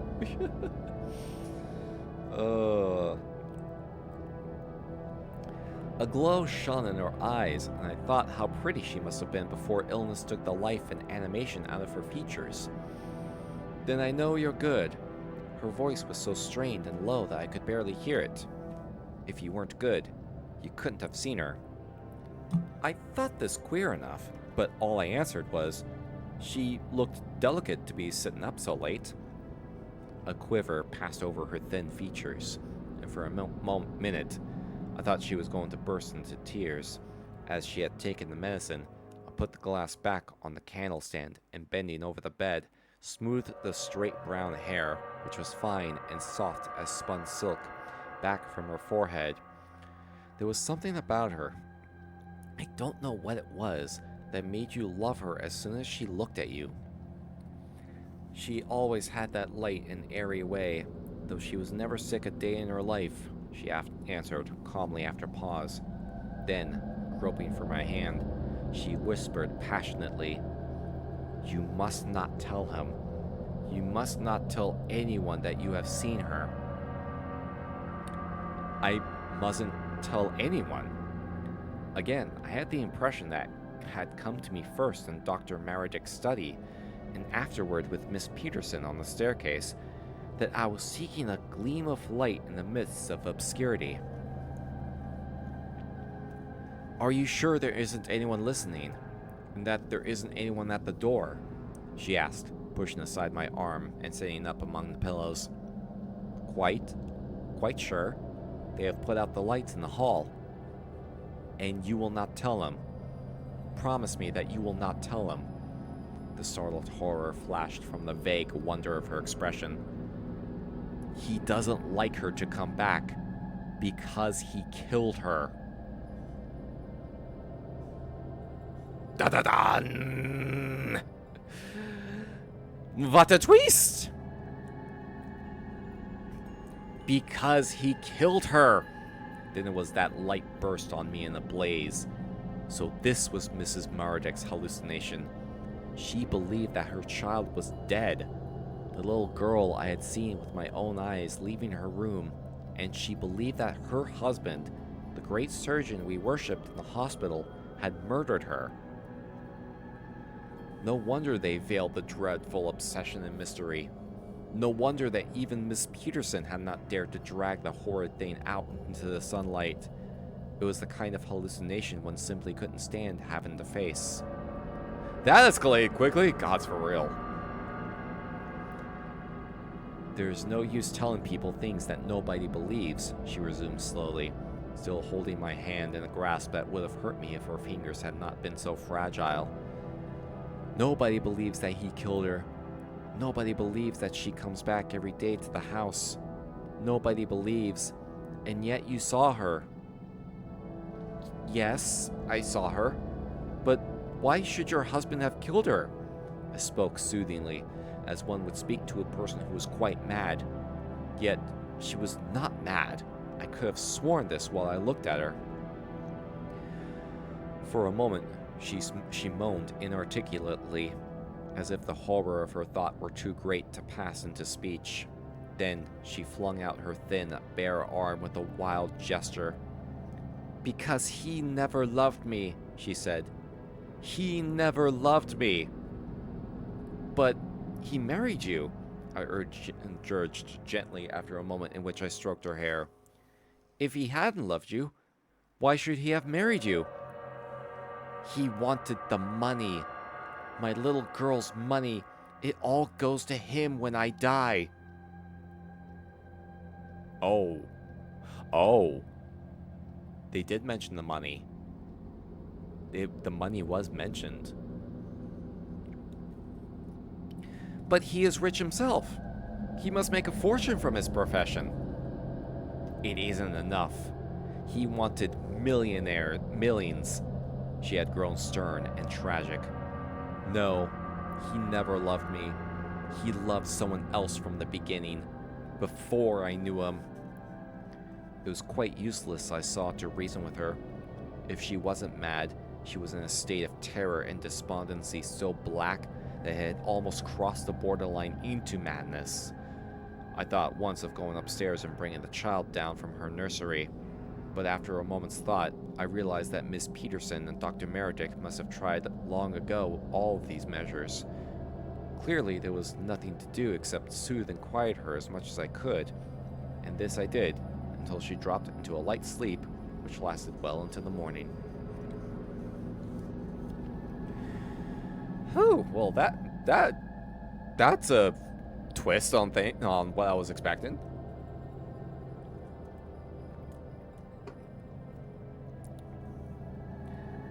By 7 o'clock, I was worn out, not from work, but from the strain on my sympathy.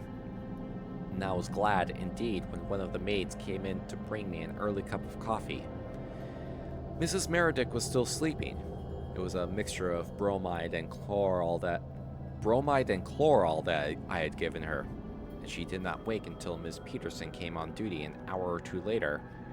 Then, when I went downstairs, I found the dining room deserted, except for the old housekeeper, who was looking over the silver.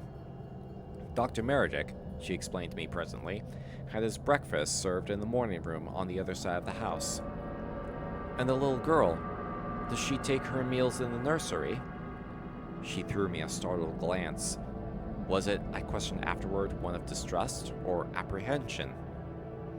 There isn't any little girl. Haven't you heard? Heard? No. Why, I saw her only yesterday.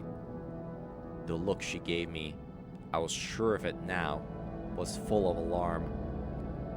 The little girl, she was the sweetest child I ever saw, died just 2 months ago of pneumonia. Ooh. Oh, the plot. The plot. The plot is thickening. But she couldn't have died. I was a fool to let this out, but the shock had completely unnerved me. I tell you, I saw her yesterday. The alarm in her face deepened. That is Miss Meredith's trouble. She believes that she still sees her. But don't you see her? I drove the question home bluntly.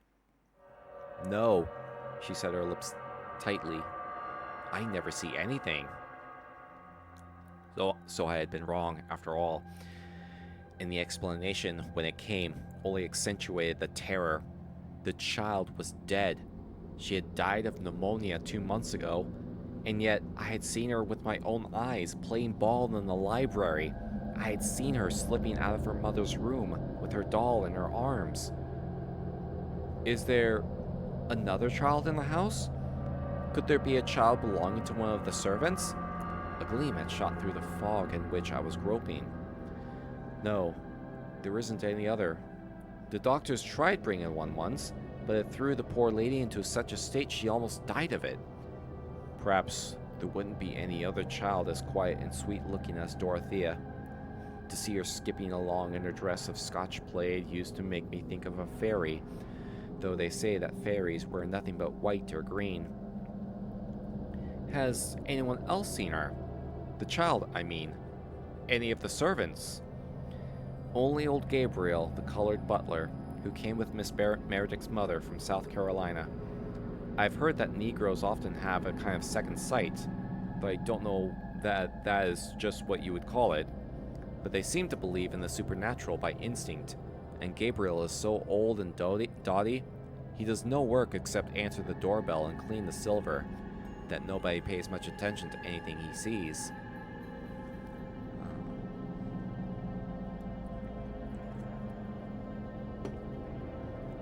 Is the child's nursery kept as it used to be? Oh no, the doctor had all the toys sent to the children's hospital. That was a great grief to Mrs. Meredith, but Dr. Brandon thought, and all the nurses agreed with him, that it was best for her not to be allowed to keep the room as it was when Dorothea was living. Dorothea, was that the child's name? Yes, it means the gift of God, doesn't it? She was named after the mother of Mrs. Meredith's first husband, Mr. Ballard. He was the grave, quiet kind, not the least like the doctor. I felt that just now. Yeah. Yeah, I was reading that passage and I'm like, man. Early 1900s. Boy, was a time. Boy, it was a time. Ugh.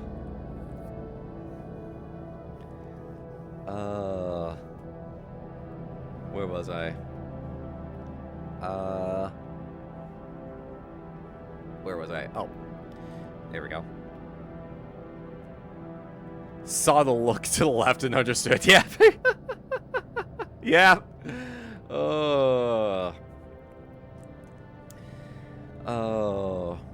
I wonder if the other dreadful obsession of Mrs. Meredith's had drifted down through the nurses or the servants to the housekeeper.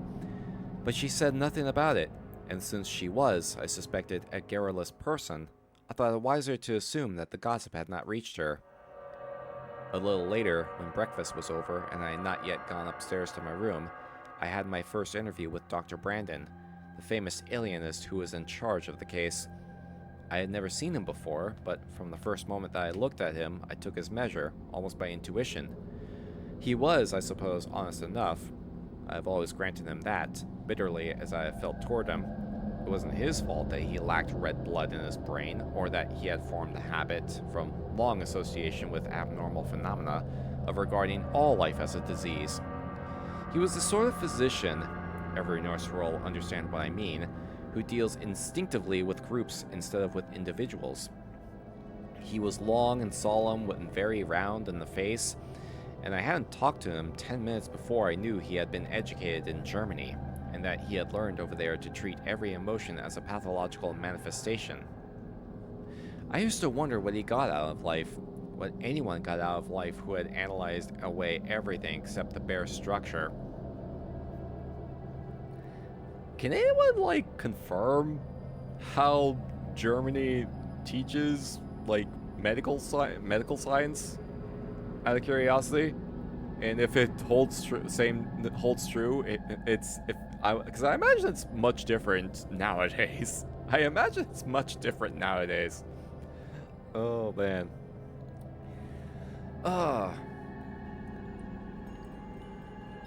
Although I suppose this is probably the kind of mindset one takes when they're more or less like isolated into their own individual part of the world and don't usually get much exposure to other like how other countries do things or any other like mindsets.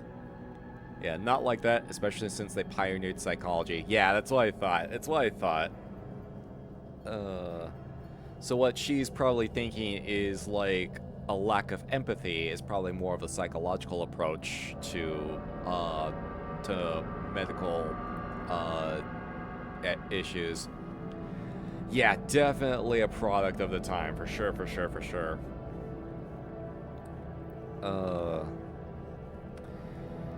When I reached my room at last, I was so tired that I could barely remember either the questions Dr. Brandon had asked or the directions he had given me.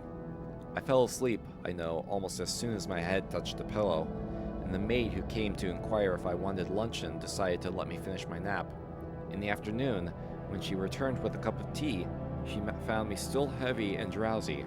Though I was used to night nursing, I felt as if I had danced from sunset to daybreak. It was fortunate, I reflected, while I drank my tea, that every case didn't wear on one's sympathies as acutely as Mrs. Meredith's hallucinations had worn on mine. Through the day, of course, I did not see Dr. Meredith, but at 7 o'clock, when I came up from my early dinner on my way to take the place of Miss Peterson, who had kept on duty an hour later than usual, he met me in the hall and asked me to come into his study. I thought him handsomer than ever in his evening clothes, with a white flower in his buttonhole. I don't know if flowers are supposed to go in that in your. I don't know. I don't think you're supposed to put a flower in your hole. But it must have been the style at the time. He was going to some public dinner, the housekeeper told me, but then he was always going somewhere. I believe he didn't dine at home a single evening that winter. Did Mrs. Meredith have a good night? He had closed the door after us, and turning now with the question. Yeah, be careful when you stick your with sticking flowers in your holes. Be careful when you're sticking flowers into your holes. Oh, jeez. She slept very well after she took the medicine. I gave her that at 11 o'clock. For a minute, he regarded me silently, and I was aware that his personality, his charm, has been focused upon me. It was almost as if I stood in the center of converging rays of light. So vivid was my impression of him. Did she allude in any way to her hallucination? He asked. How the warning reached me, when visible waves of sensation perception transmitted the message, I have never known.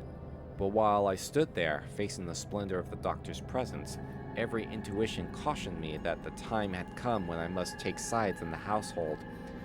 While I stayed there, I must stand either with Mrs. Meredith or against her.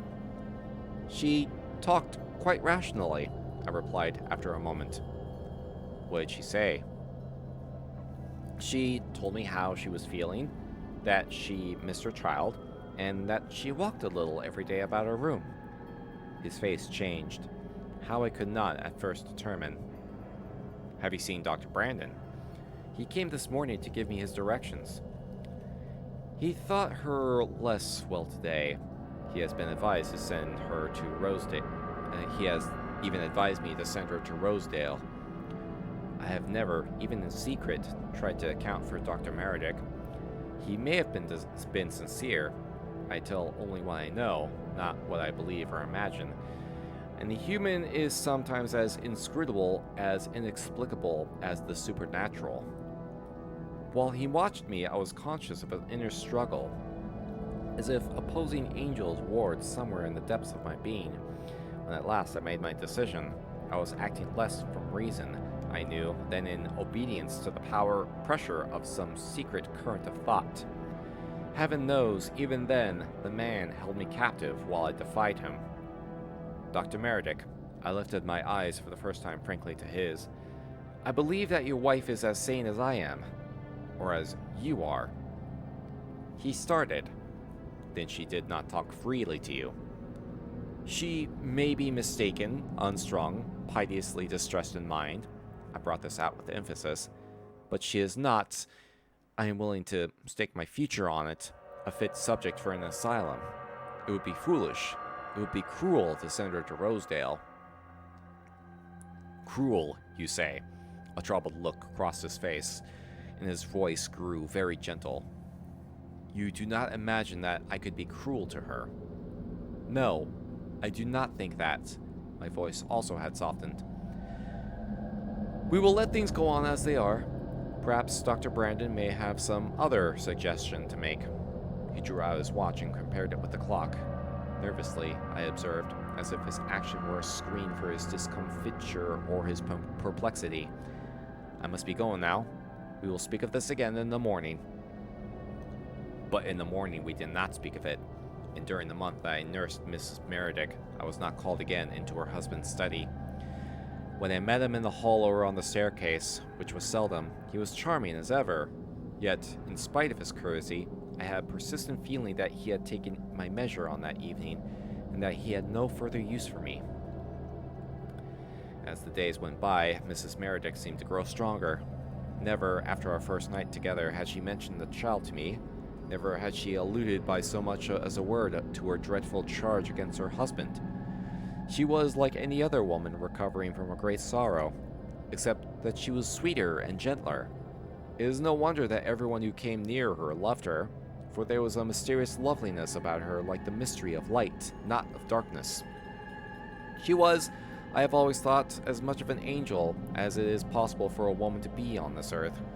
And yet, angelic as she was, there were times when it seemed to me that she both hated and feared her husband, though he never entered her room while I was there, and I never heard his name on her lips until an hour before the end.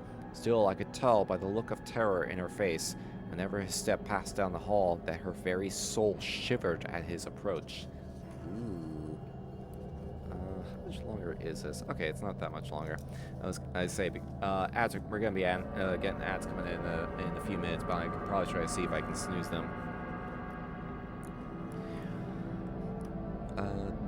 During the whole month, I did not see the child again, though one night, when I came suddenly into Mrs. Meredith's room, I found a little garden, such as children make out of pebbles and bits of box.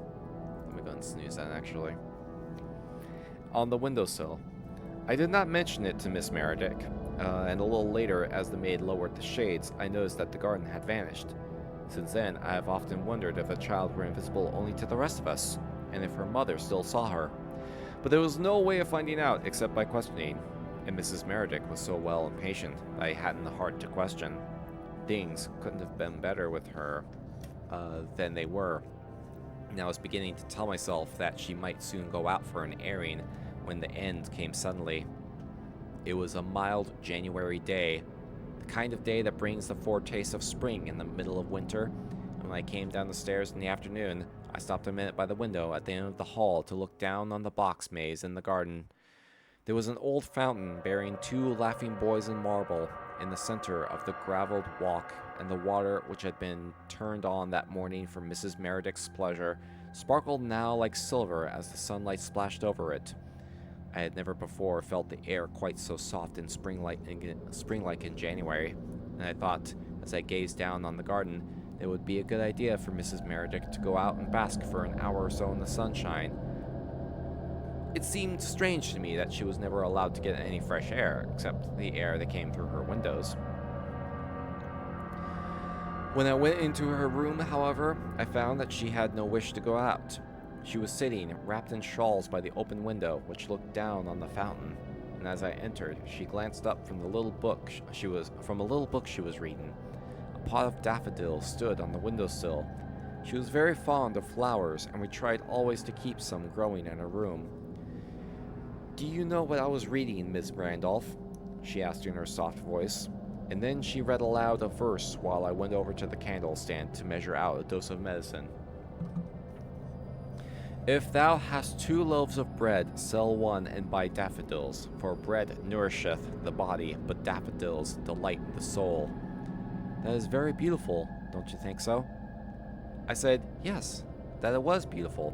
Then I asked her if she wouldn't go downstairs and walk about the garden. He wouldn't like it, she answered, and it was the first time she had mentioned her husband to me since the night I came to her. He doesn't want me to go out. I tried to laugh her out of the idea, but it was no use, and after a few minutes, I gave up and began talking of other things. Even then, it did not occur to me that her fear of Dr. Meredith was anything but a fancy. I could see, of course, that she wasn't out of her head, but sane persons, I knew, sometimes have unaccountable prejudices, and I accepted her dislike as a mere whim or aversion. I did not understand then, and I may as well confess this before the end comes. I do not understand any better today. I am writing down the things I actually saw, and I repeat that I have never had the slightest twist in the direction of the miraculous. The afternoon slipped away while we talked. She talked brightly when any subject came up that interested her, and it was the last hour of day, that grave, still hour when the movement of life seems to droop and falter for a few precious minutes, that brought us the thing I had dreaded silently since my first night in the house. I remember that I had risen to close the window and was leaning out for a breath of mild air, when there was a sound of steps, consciously softened in the hall outside, and Dr. Brandon's usual knock fell on my ears. Then, before I could cross the room, the door opened and the doctor entered with Miss Peterson. The day nurse, I knew, was a stupid woman, but she had never appeared to me so stupid, so armored and encased in her professional manner as she did at that moment. I am glad to see that you have been taking the air, as Dr. Brandon came over to the window. I wondered maliciously what devil of contradictions had made him a distinguished specialist in nervous diseases. Who was the other doctor you brought this morning? Asked Mrs. Meredith gravely, and that was all I ever heard about the visit of the second alienist. Someone who is anxious to cure you. He dropped into a chair beside her and patted her hand with his long, pale fingers. We are so anxious to cure you that we want to send you away to the country for a fortnight or so. Don't like that. Don't like that. Miss Peterson has come to help you get ready, and I've kept my car waiting for you. There couldn't be a nicer day for a little trip, could there? The moment had come at last. I knew at once what he meant, and so did Mrs. Meredith. A wave of color flowed and ebbed in her thin cheeks, and I felt her body quiver when I moved from the window and put my arms on her shoulders. I was aware again, as I had been aware that evening in Dr. Meredith's study, of a current of thought that beat from the air around into my brain. Though it cost me my career as a nurse and my reputation for sanity, I knew that I must obey that invisible warning. You are going to take me to an asylum, said Mrs. Meredith. He made some foolish denial or evasion, but before he had finished, I turned from Mrs. Meredith and faced him impulsively. In a nurse, this was flagrant rebellion, and I realized that the act wrecked my professional future. Yet I did not care. I did not hesitate. Something stronger than I was driving me on. Let's see. One more snooze. Should hopefully be the last one we need for the story. Dr. Brandon, I said, I beg you, I implore you to wait until tomorrow. There are things I must tell you. A queer look came into his face, and I understood even in my excitement that he was mentally deciding in which group he should place me, to which class of morbid manifestations I must belong. Very well, we will hear everything, he replied soothingly. But I saw him glance at Miss Peterson, and she went over to the wardrobe for Mrs. Meredith's fur coat and hat.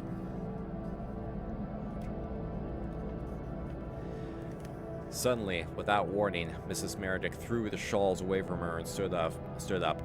If you send me away, she said, I shall never come back. I shall never live to come back. The gray of twilight was just beginning. and while she stood there in the dusk of the room, her face shone out as pale and flower-like as the daffodils on the windowsill. "I cannot go away," she cried in a sharper voice. "I cannot go away from my child." I saw her face clearly. I heard a voice, and then the horror of the scene sweeps back over me. I saw the door slowly open and the little girl run across the room to her mother. I saw her lift her little arms, and I saw the mother stoop and gather her to her bosom.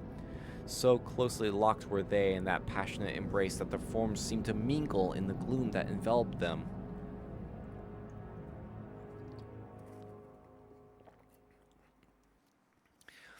After this, can you doubt? I threw out the words, almost savagely, and then, when I turned from the mother and child to Dr. Brandon and Miss Peterson, I knew breathlessly. Oh, there was a shock in the discovery that they were blind to the child. Their blank faces revealed the consternation of ignorance, not of conviction. They had seen nothing except the vacant arms of the mother and the swift, erratic gesture with which she stooped to embrace some phantasmal presence. Only my vision, and I've asked myself since if the power of sympathy enabled me to penetrate the web of material fact and see the spiritual form of the child. Only my vision was not blinded by the clay through which I looked. After this, can you doubt? Dr. Brandon had flung my words back to me. Was it his fault, poor man, if life had granted him only the eyes of flesh? Was it his fault if he could see only half the thing there before him? But they couldn't see, and since they couldn't see, I realized that it was useless to tell them. Within an hour, they took Mrs. Meredith to the asylum, and she went quietly, though when the time came for parting from me, she showed some faint trace of feeling. I remember that, at the last, while she stood on the pavement, she lifted her black veil, which she wore for the child, and said, "Stay with her, Miss Randolph, as long as you can. I shall never come back." Then she got into the car and was driven off, while I stood looking after her with a sob in my throat. Dreadful as I felt it to be, I didn't, of course, realize the full horror of it, or I couldn't have stood there quietly on the pavement. I didn't realize it, indeed, until several months afterward, when word came that she had died in the asylum. I never knew what her illness was, though I vaguely recall that something was said about heart failure, a loose enough term. My own belief is that she died simply of the terror of life. To my surprise, Dr. Meredith asked me to stay on as his office nurse after his wife went to Rosedale, and when the news of her death came, there was no suggestion of my leaving. I don't know to this day why he wanted me in the house. Perhaps he thought I should have less opportunity to gossip if I stayed under his roof. Perhaps he still wished to test the power of his charm over me. His vanity was incredible in so great a man. I have seen him flush with pleasure when people turned to look at him in the street, and I know that he was not above playing on the sentimental weaknesses of his patients, but he was magnificent, heaven knows. Few men, I imagine, have been the objects of so many foolish infatuations. I'm burning all of my snoozes here. The next summer, Dr. Meredith went abroad for 2 months, and while he was away, I took my vacation in Virginia. When he came back, the work was heavier than ever. His reputation by this time was tremendous, and my days were so crowded with appointments and hurried fittings to emergency cases that I had scarcely a minute left in which to remember poor Miss Meredith. Since the afternoon when she went to the asylum, the child had not been seen in the house, and at last I was beginning to persuade myself that the little figure had been an optical illusion, the effect of shifting lights in the gloom of the old rooms, not the apparition I had once believed it to be. It does not take long for a phantom to fade from the memory, especially when one leads the active and methodical life I was forced into that winter. Perhaps, who knows? I remember telling myself, the doctors may have been right after all, and the poor lady may have actually been out of her mind. With this view of the past, my judgment of Dr. Meredith insensibly altered. It ended, I think, in my acquitting him altogether. And then, just as he stood clear and splendid in my verdict of him, the reversal came so precipitately that I grow breathless now whenever I try to live it over again. The violence of the next turn in affairs left me, I often fancy, with a perpetual dizziness of the imagination. Violent, you say?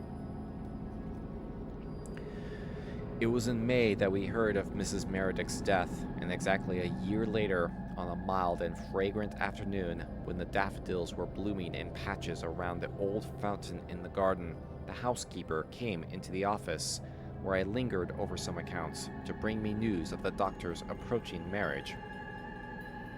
Damn! Dude didn't waste any fucking time. Excuse me. It is no more than we might have expected, she concluded rationally. The house must be lonely for him.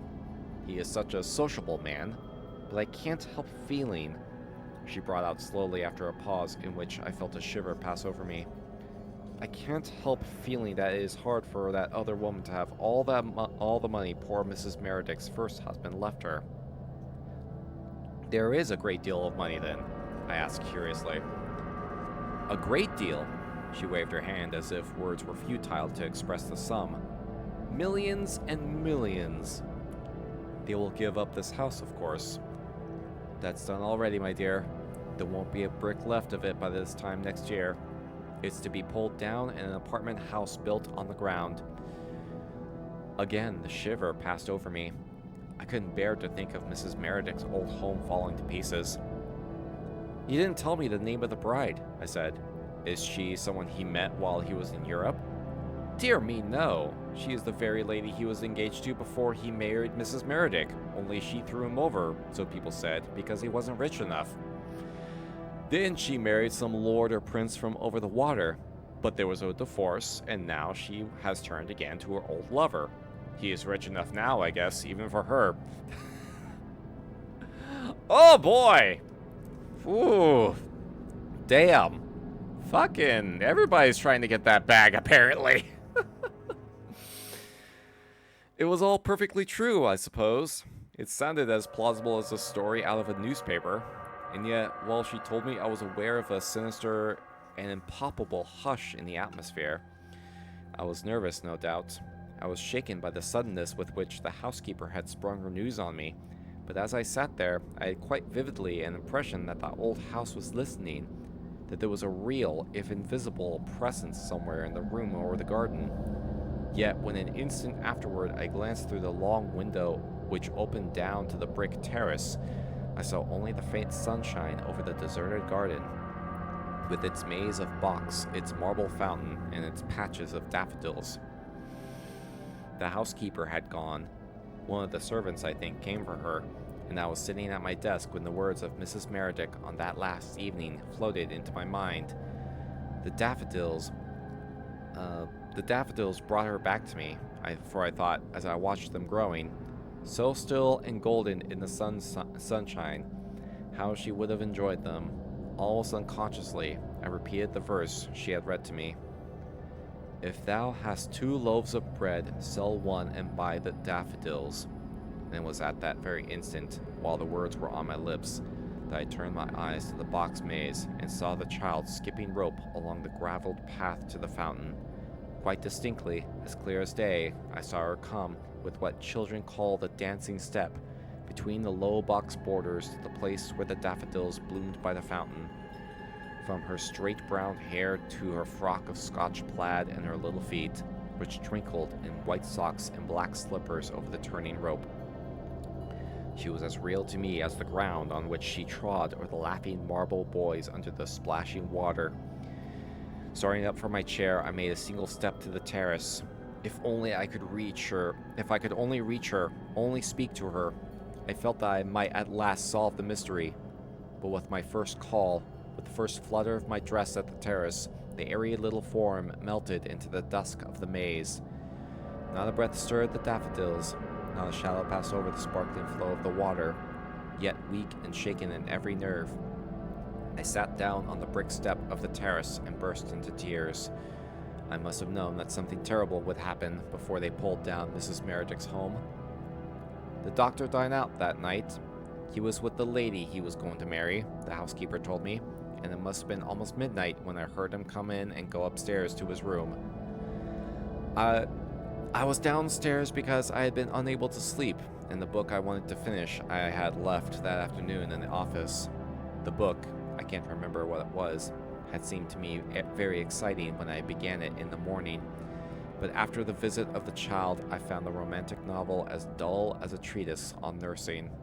It was impossible for me to follow the lines, and I was on the point of giving up and going to bed when Dr. Meredith opened the front door with his latchkey and went up the staircase. There can't be a bit of truth in it, I thought over and over again, as I listened to his even step ascending the stairs. There can't be a hint of truth in it. And yet, though I assured myself that there couldn't be a hint of truth in it, I shrank with a creepy sensation from going through the house to my room in the third story. I was tired out after a hard day, and my nerves must have reacted morbidly to the silence and the darkness. For the first time in my life, I knew what it was to be afraid of the unknown, of the invisible, and while I bent over my book, in the glare of the electric light, I became conscious presently that I was straining my senses for some sound in the spacious emptiness of the rooms overhead.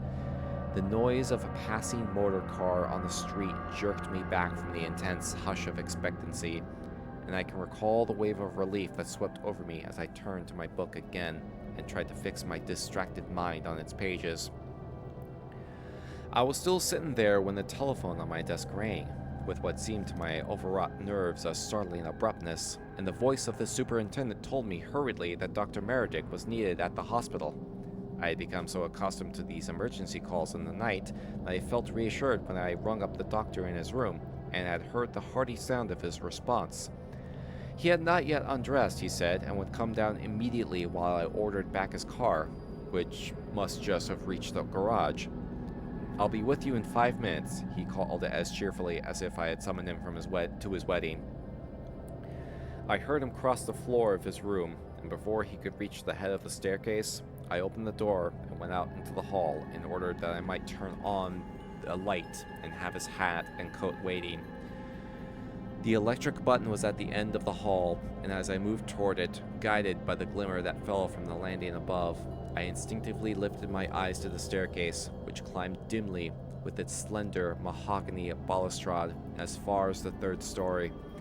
Then it was at the very moment when the doctor, humming gaily, began his quick descent of the steps that I distinctly saw, I will swear to this, on my deathbed, a child's skipping rope lying loosely coiled, as if it had dropped from a careless little hand in the bend of the staircase. With a spring, I had reached the electric button, flooding the hall with light, but as I did so, while my arm was still outstretched behind me, I heard the humming voice change to a cry of surprise or terror, and the figure on the staircase tripped heavily and stumbled with groping hands into emptiness. The scream of warning died in my throat while I watched him pitch forward down the long flight of stairs to the floor at my feet. Oh, hell of a fucking time for ads to kind of kick in. Jeez. Okay, hold on. You know what? We're gonna hold on. We're gonna hold on a second. Let those pass through.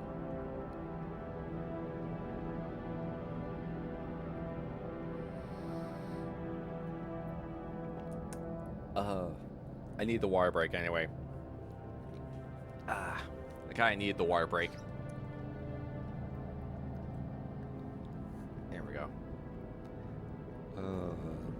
Yeah, like just as we were reaching the fucking. Yeah, we're right at the end of the story here. Probably should have just let the ads run earlier.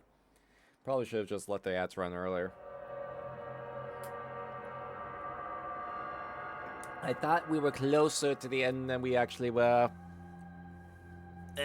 Oh, jeez. I think after this one, we'll probably have like take a quick break, and then we'll read, or actually, yeah, I got like one more story planned for this particular evening. I don't think it's as long. I have to double check and see. Because this one is actually surprisingly longer than I thought it would be. I mean, you can look at page count, but then it's also like the format of the book in question that could have an effect on things. Blech. Excuse me. Also, holy shit, yeah, having your wife committed because you allowed the child to fucking die, and she's clearly seen the child, like having, like, essentially going through bouts of like major depression, and you just fucking send her to an asylum so that she can pass away there, and so you can like just essentially get her fortune. Like, god damn, fucking dude is fucking evil. God's the dude, that doctor is fucking evil. Holy shit. Holy fuck. I should have known something was sus about him when everyone was saying, oh, he's so nice, oh, he's so handsome, oh, he cares so much about his patients. I was like, yeah, that should have been like a series of red flags right there.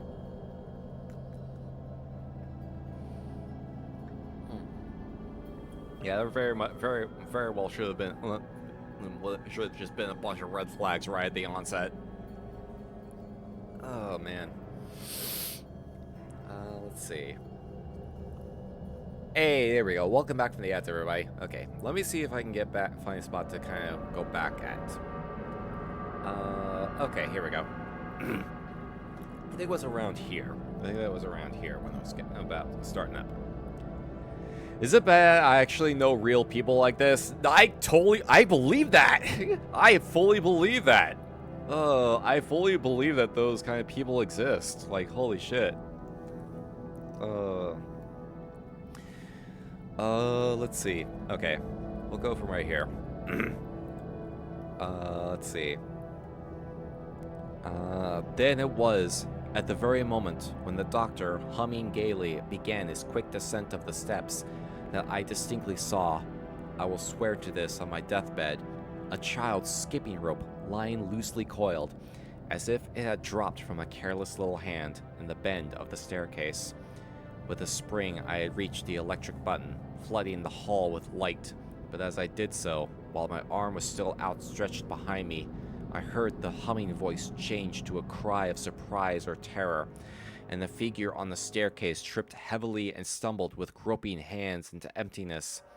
The scream of warning died in my throat while I watched him pitch forward down the long flight of stairs to the floor at my feet. Even before I bent over him, before I wiped the blood from his brow and felt for his silent heart, I knew that he was dead. Something, it may have been, as the world believes, a misstep in the dimness, or it may have been, as I am ready to bear witness, a phantasmal judgment. Something had killed him at the very moment when he most wanted to live. Damn.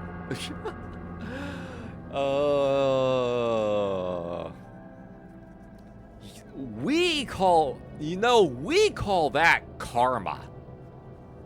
We at the cemetery call that karma. Oh, man. Interesting. I mean, definitely a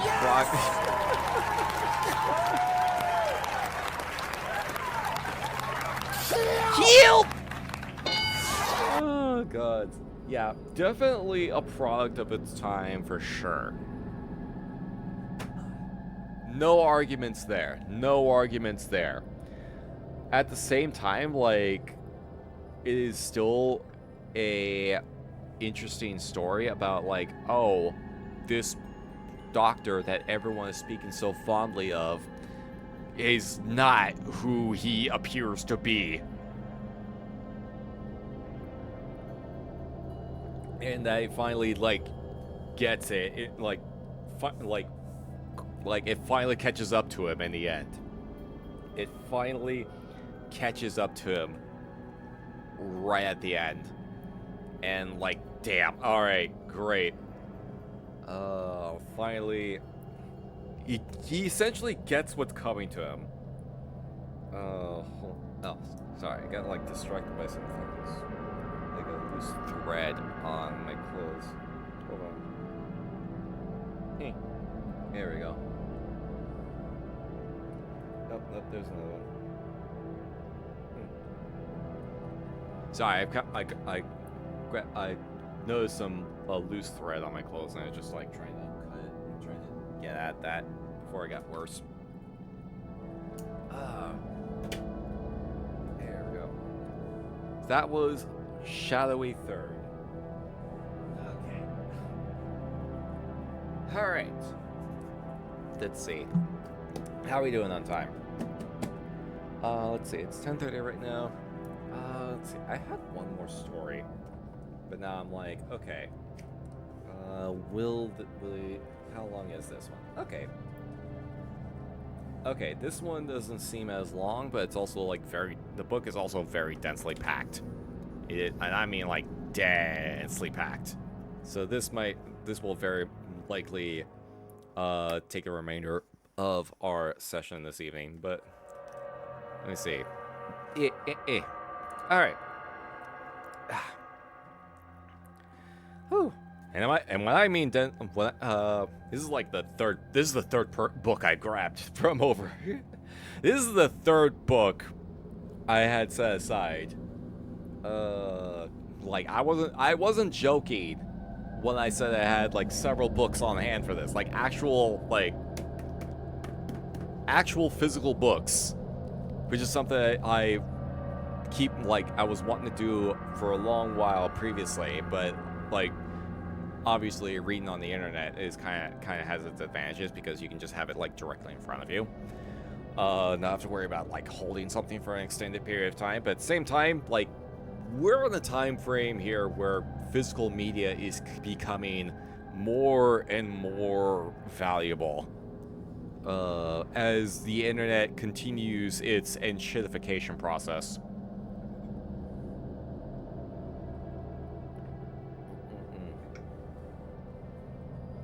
Alright. Let's see. Alright. Let me look up this author real fast to make sure that they are not too problematic. Let's see. Okay. See, this one I got lined up. Let's see. Okay. Okay, yeah, this is actually pretty good. So the last story that I have lined up for this evening is a short story written by one Robert Bloch. Let's see. He was a writer. Born 1917 and then passed away in 1994. So he had a pretty lengthy life.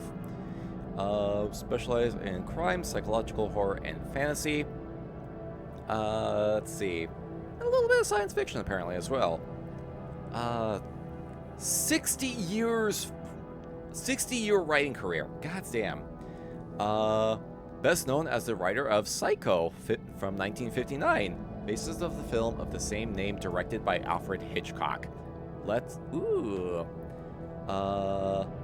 a protege of H.P. Lovecraft, who was the first to seriously encourage his talent. However, while he started emulating Lovecraft and his brand of cosmic horror, he later specialized in crime and horror stories, working on a more psychological approach. Well, I hope he did not. I sincerely hope he did not adapt Lovecraft's political thoughts, because otherwise,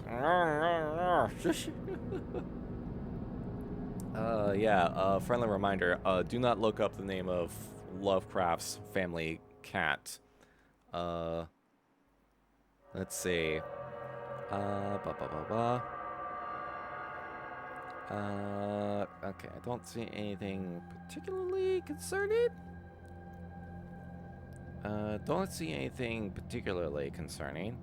But definitely was seemed to have had a very large standing horror presence. A lot of a lot of the stuff seemed to have been adapted in different ways. Alright.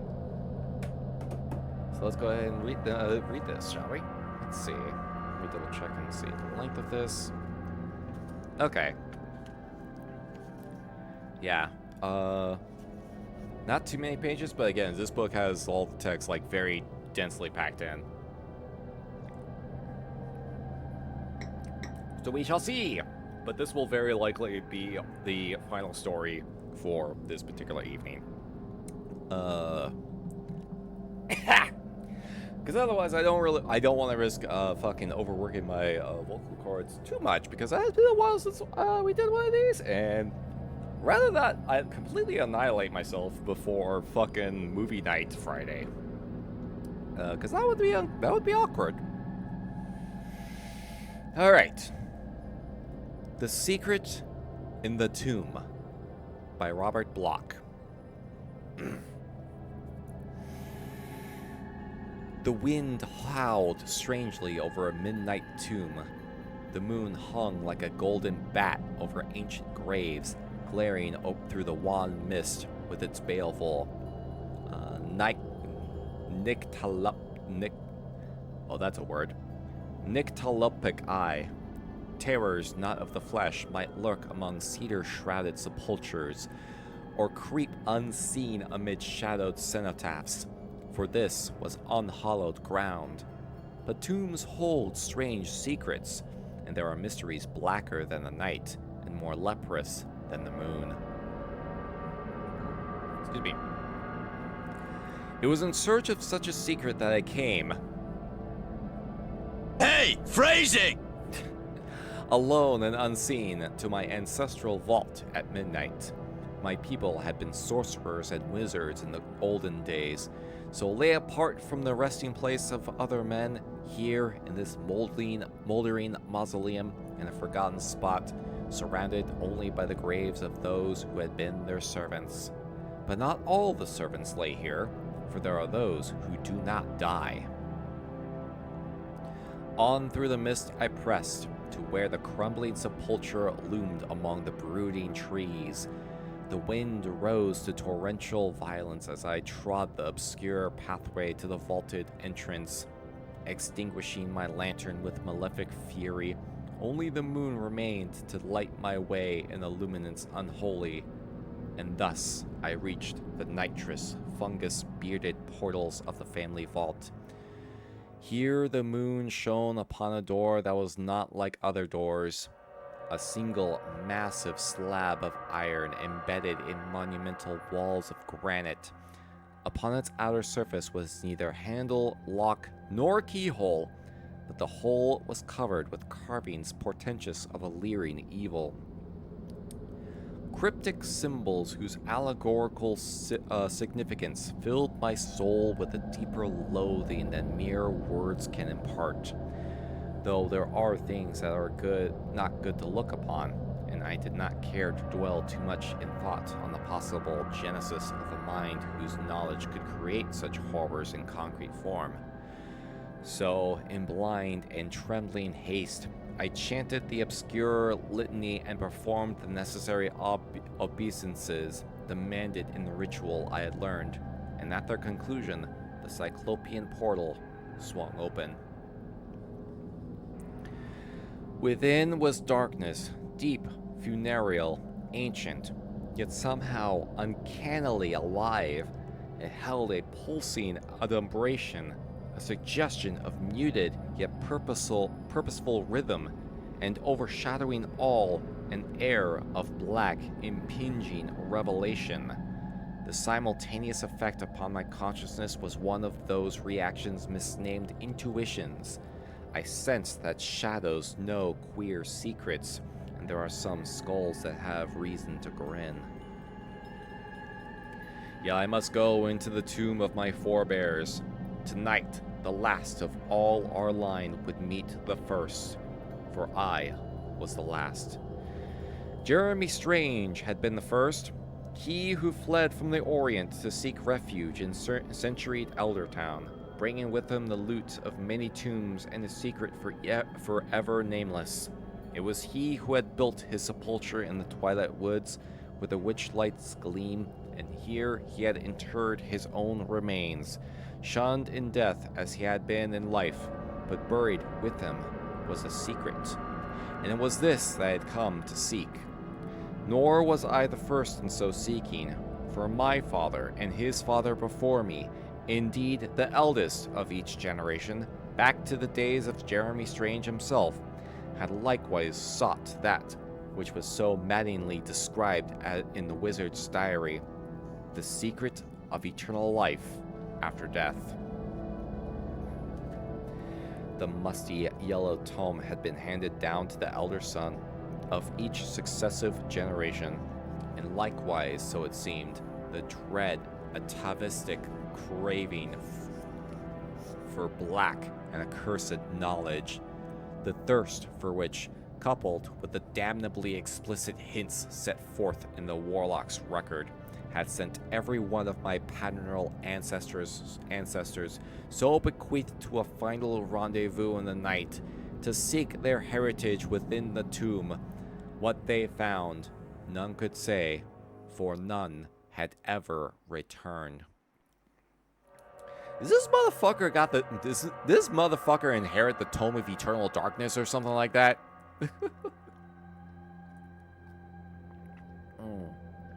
Because that's kind of what it sounds like he got. In which case, you might be fucked. You might be fucked, buddy.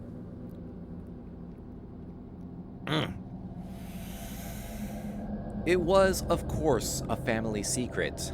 The tomb was never mentioned. It had indeed been virtually forgotten with the passage of years that had likewise eradicated many of the old legends and fantastic accusations about the first strange that had once been common property in the village. The family, too, had been mercifully spared all knowledge of the curse-ridden end to which so many of its men had come. Their secret delvings into black arts, the hidden library of antique lore and demonological formulae brought by Jeremy from the East, the diary and its secret, all were undreamt of, save by the eldest sons. The rest of the line prospered. There had been sea captains, soldiers, merchants, statesmen. Fortunes were won. Many departed from the old mansion on the Cape, so that in my father's name he had lived there alone with the servants and myself. My mother died at my birth, and it was a lonely youth I spent in the great brown house, with a father half crazed by the tragedy of my mother's end, and shadowed by the monstrous secret of our line. It was he who initiated me into the mysteries and arcana to be found amid the shuddery speculations of such blasphemies as the Necronomicon, the Book of Ibon, the Kabbalah of Sabaoth, and that pinnacle of literary madness, Ludwig Prin's Mysteries of the Worm. There were grim treatises on anthropomancy, necrology, lycanthropical and vampiristic spells and charms, witchcraft, and long rambling screeds in Arabic, Sanskrit, and prehistoric ideography, of which lay the dust of centuries. What the fuck? Okay, hold. No. How about not? How about not? How about not? Where was I? All these he gave me and more. There were times when he would whisper strange stories about voyages he had taken in his youth, of islands in the sea and queer survivals spawning dreams beneath Arctic ice. And one night he told me of the legend and the tomb in the forest, and together we turned the worm-riddled pages of the iron-bound diary that was hidden in the panel above the chimney corner. I was very young, but not too young to know certain things, and as I swore to keep the secret as had so many had sworn before me, I had a queer feeling that the time had come for Jeremy to claim his own. For in my father's somber eyes was the same light of dreadful thirst for the unknown, curiosity, and an inward urge that had glowed in the eyes of all the others before him, previous to the time they had announced their intention of going on a trip, or joining up, or attending to a business matter. Most of them had waited till their children were grown or their wives had passed on, but whenever they had left, and whatever their excuse, they had never returned. 2 days later, my father disappeared after leaving word with the servants that he was spending the week in Boston. Before the month was out, there was the usual investigation and the usual failure. A will was discovered among my father's papers, leaving me as sole heir, but the books and the diary were secure in the secret rooms and panels known now to me alone.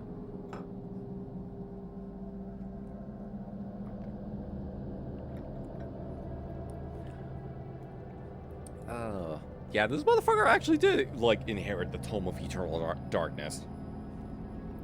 Fucking... Life went on. I did the usual things in the usual way, attended university, traveled, and returned at last to the house on the hill alone. But with me, I carried a mighty determination.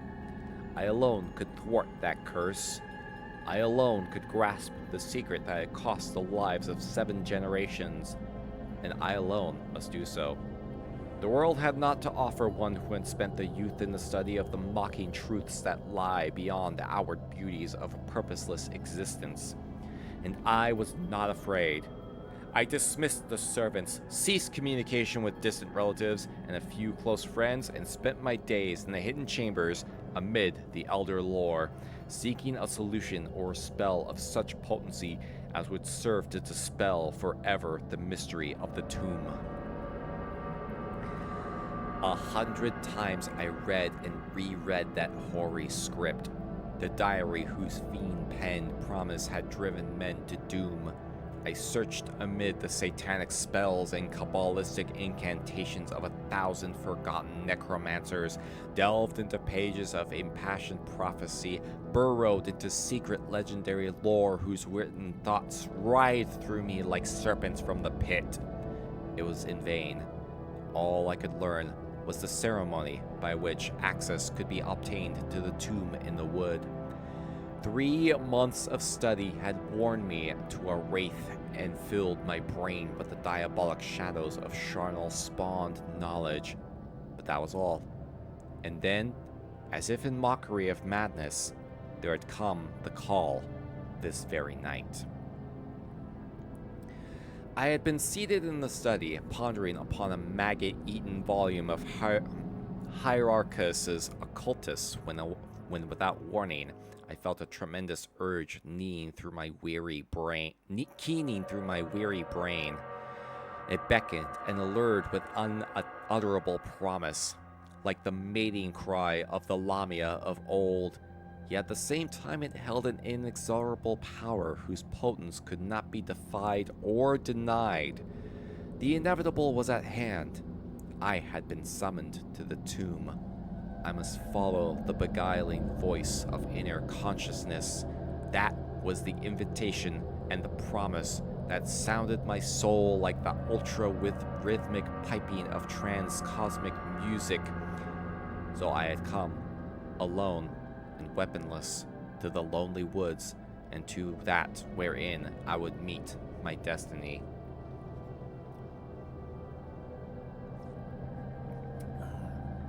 I feel like this could be like a continuation of that, like that meme of like men will go do blank instead of go to therapy. Like in this case, explore old tombs, encompassing, housing the remains of your dead ancestors, and of which your fathers and father's father have perished searching through previously, rather than go to therapy.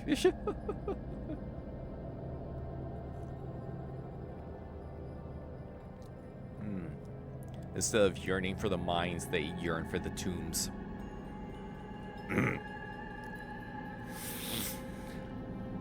The moon rose redly over the manor as I left, but I did not look back. I saw its reflection in the waters of the brook that crept between the trees, and in its light the water was as blood.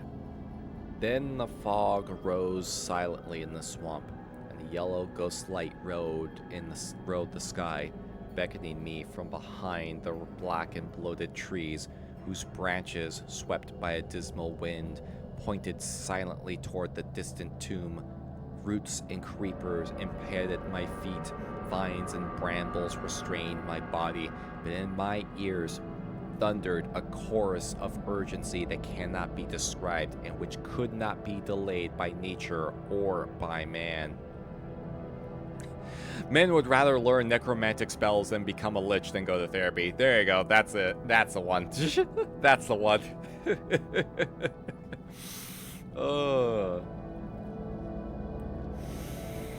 Now, as I hesitated upon the doorstep, a million idiot voices gibbered an invitation to enter that mortal mind could not withstand.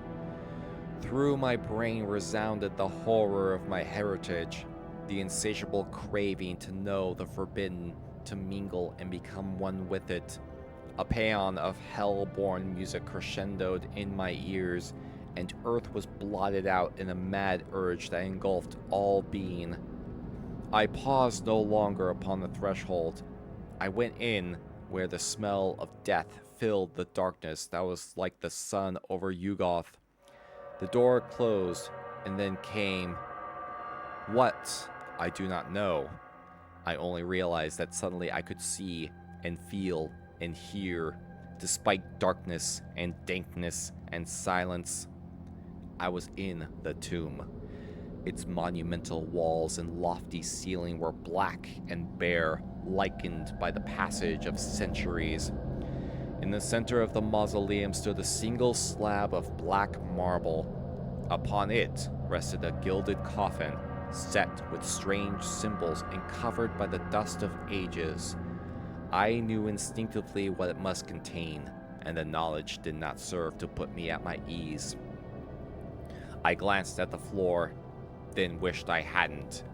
Upon the debris-strewn base beneath the slab lay a ghastly, disarticulated group of mortuary remains, half-fleshed cadavers and desiccated skeletons. When I thought of my father and the others, I was possessed of a sickening dismay. They too had sought, and they had failed. And now I had come alone to find that which had brought them to an end, unholy and unknown. The secret in the tomb. Title drop! Oh.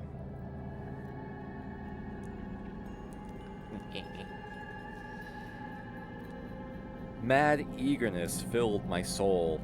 I too would know. I must. As in a dream, I swayed to the gilded coffin. A moment I tottered above it. Then, with a strength born of delirium, I tore away the paneling and lifted the gilded lid. And then I knew it was no dream, for dreams cannot approach the ultimate horror that was the creature lying within the coffin. That creature with eyes like a midnight demon's, and a face of loathsome delirium that was like the death mask of a devil. It was smiling too as it lay there, and my soul shrieked in the tortured realization that it was alive. Then I knew it all, the secret and the penalty paid by those who sought it, and I was ready for death. But horrors had not ceased, for even as I gazed, it spoke in a voice like the hissing of a black slug. And there, within the nighted gloom, it whispered the secret, staring at me with ageless, deathless eyes, so that I should not go mad before I heard the whole of it. All was revealed, the secret crypts of blackest nightmare where the tomb spawn dwell, and a price whereby a man may become one with the ghouls, living after death as a devourer in darkness.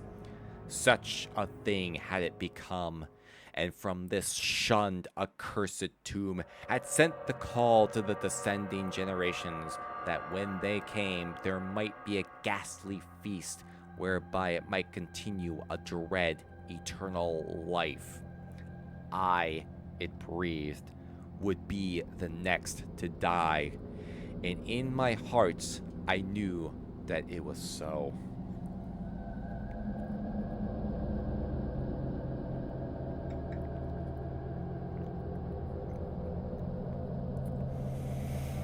I could not avert my eyes from his accursed gaze, nor free my soul from its hypnotic bondage. The thing on the bier cackled with unholy laughter. My blood froze, for I saw two long, lean arms, like the rotted limbs of a corpse, steal slowly toward my fear-constricted throat. The monster sat up, and even in the clutches of my horror, I realized that there was a dim and awful resemblance between the creature in the coffin and a certain ancient portrait back in the hall. But this was a transfigured reality. Jeremy the man had become Jeremy the ghoul, and I knew that it would do no good to resist. Two claws, cold as flames of icy hell, fastened around my throat, two eyes bored like maggots through my frenzied being, a laughter born of madness alone, cachinated in my ears like the thunder of doom. The bony fingers tore at my eyes and nostrils, held me helpless while yellow fangs chomped nearer and nearer to my throat. The world spun, wrapped in a mist of fiery death. Suddenly, the spell broke.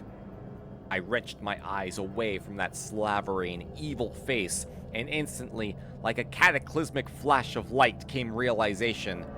This creature's power was purely mental. By that alone were my ill-fated kinsmen drawn here, and by that alone were they overcome. But once one were free from the strength of the monster's awful eyes, good God! Was I going to be the victim of a crumbled mummy? My right arm swung up, striking the horror between the eyes. There was a sickening crunch. Then dead flesh yielded before my hand as I seized the now faceless lich in my arms and cast it into fragments upon the bone-covered floor. Streaming with perspiration and mumbling in hysteria and terrible revulsion, I saw the moldy fragments move even in a second death. A severed hand crawled across the flagging upon musty, shredded fingers. A leg began to roll with the animation of grotesque, unholy life.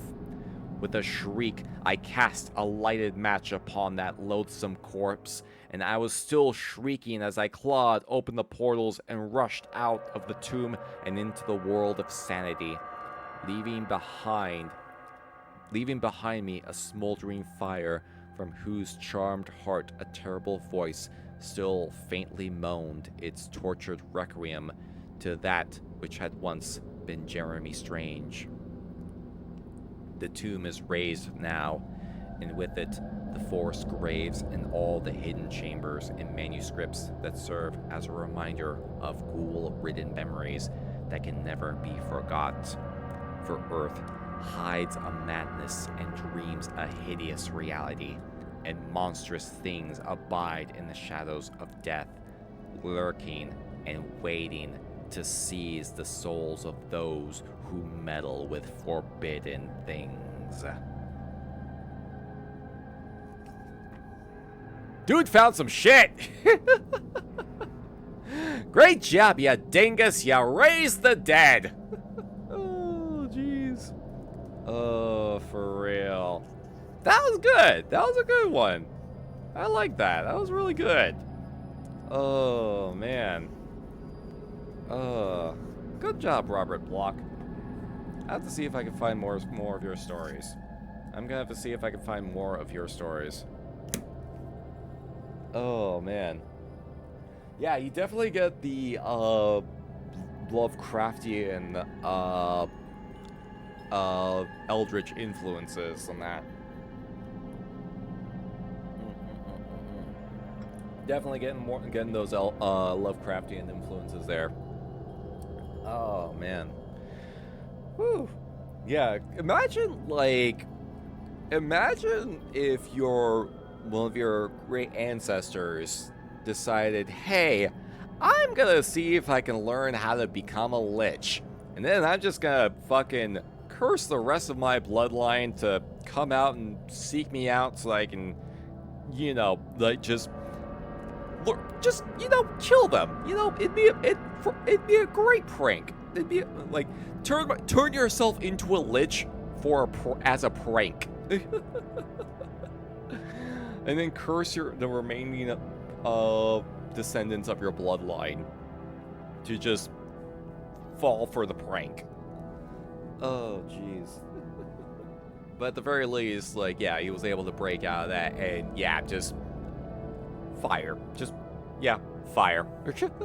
When in doubt, fire. Get the flamer. The heavy flamer. Oh, jeez. Oh, man.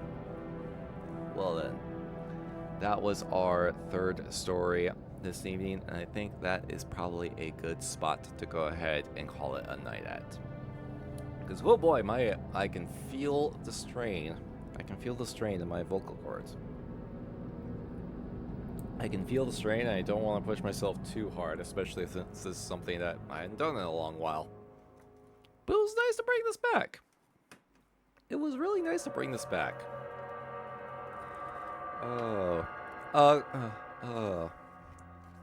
This was a relaxing one. Yeah. Yeah, cause like people always has mentioned before that these were nice streams to like chill and relax to. And it's like, even if chat's not particularly active, then like, yeah, I think it just means that people are like listening intently to the story. So it's like, yeah. So it's like, yeah, no, people generally seem to enjoy these stories for sure.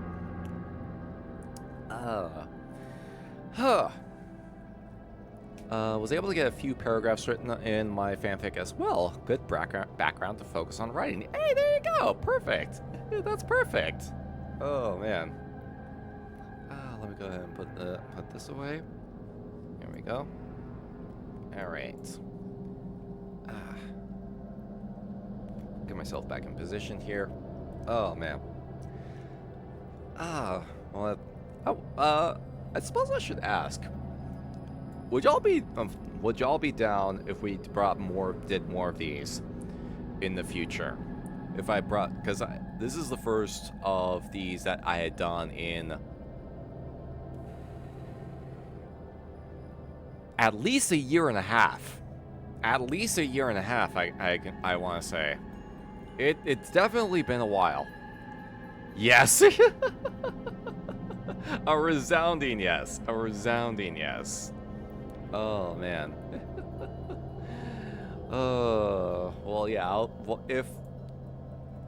We still have quite a bit on our plate as it is. We still have quite the gaming backlog. But if we get like a spare opportunity, like an open day or something like that, that I can fit it in, yeah, we can totally do it. We'll totally start doing more of these again. Try to see if I can kind of get my reading chops in. You know? Yeah.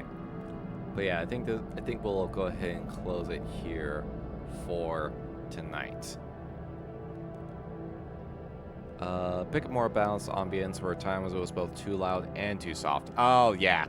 That's always a hard thing, especially if I'm reading stories blind. Like, you never know which I try to see if I can get a little bit of an idea of what to like which stories are appropriate to read. Random audio stings were distracting. Audio stings? I might be confused on that. Not quite sure what you mean by audio stings. Like, were there was it from the background audio? Or was it from, like, the speaking? Oh, the music. Okay.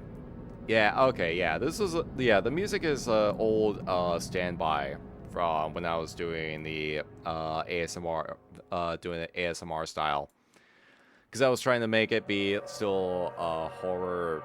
It was like I wanted music that was like horror, still horror related. Uh but like so like maybe I'll kind of try to see if I can kind of find a audio, find some music, find some background audio that can be a little bit more balanced. Cause like it's from Fatal Frame, and I wanted something that's like light or like not too heavy, but also like thematically appropriate. Let me try to see if I can see what other kind of Fatal Frame related tracks I can put on, because I saved a number of them. So I want to try. I may go through some, just kind of see what I have. There's something to work on. Something to work on for the future. Something to work on for sure. All right. Who can we raid out to? Who can we raid out to? Oh, there's a few options on. There's a few options on right now. Let's see. There's a lot of options. Yeah, I'm kind of seeing. Oh man, there's a lot going on in the Fright Fest category. There's a lot going on in the Fright Fest category, which has not done kind of a shitty job of actually like promoting the category.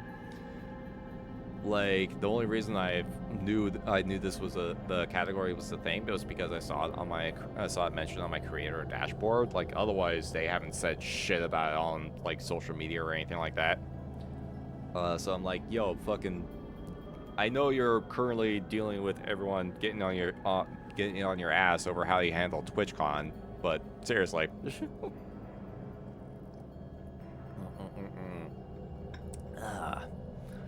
Let's see. Oh, and so as a reminder, what will be going on Friday is this month's Cemetery Cinema. And yeah, as a speaking of spooky things, our movie for this month is going to be the 1930, I think it was 1933, sound film of Vampire. So hope you'll swing on by for that.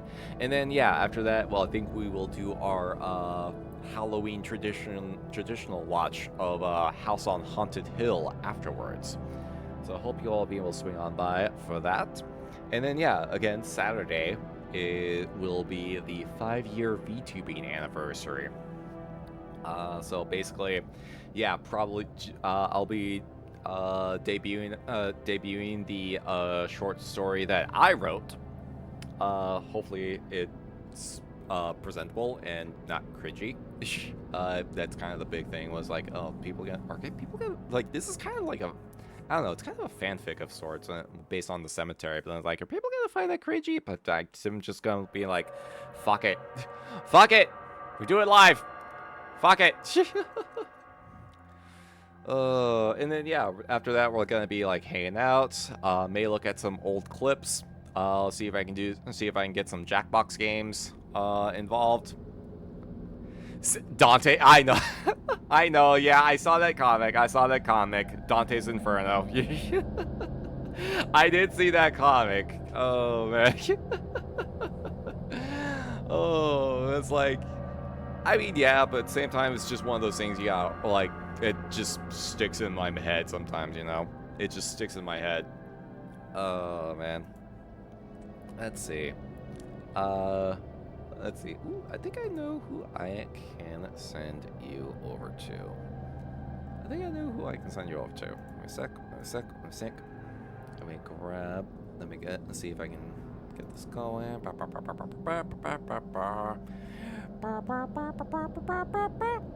me double check, just make sure. Just kind of make sure they're not like getting ready to close down or anything like that. Okay, yeah. How about this? How about I send y'all over to Cupcakey? They're not doing anything horror related, but they are playing House Flipper 2. So we'll kind of keep the chill vibes going a little bit. There we go. So here we go. There's our raid message. Top version, the bottom version with the emotes you can use if you are subscribed to my channel. If you are not, feel free to use the top one. All right. I'll go ahead and send you all over their way. Y'all make sure to behave yourselves. Let's see. And yeah, I'll see you all on Friday for a special Halloween version of Cemetery Cinema. Thank you for watching. Thank you for hanging out. Don't forget to take care of yourselves. Be good to each other. Maybe don't become a lich just to fuck with your ancestors later on down the road. might not do your family reputation well. Might not do your family reputation well. Rest well, everyone. I will see you all next time.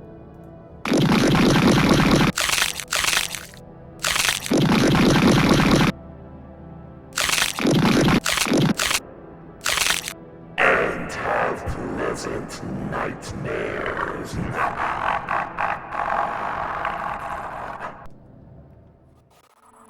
There'll be more, many more. They're coming for me now. And then they'll come for you.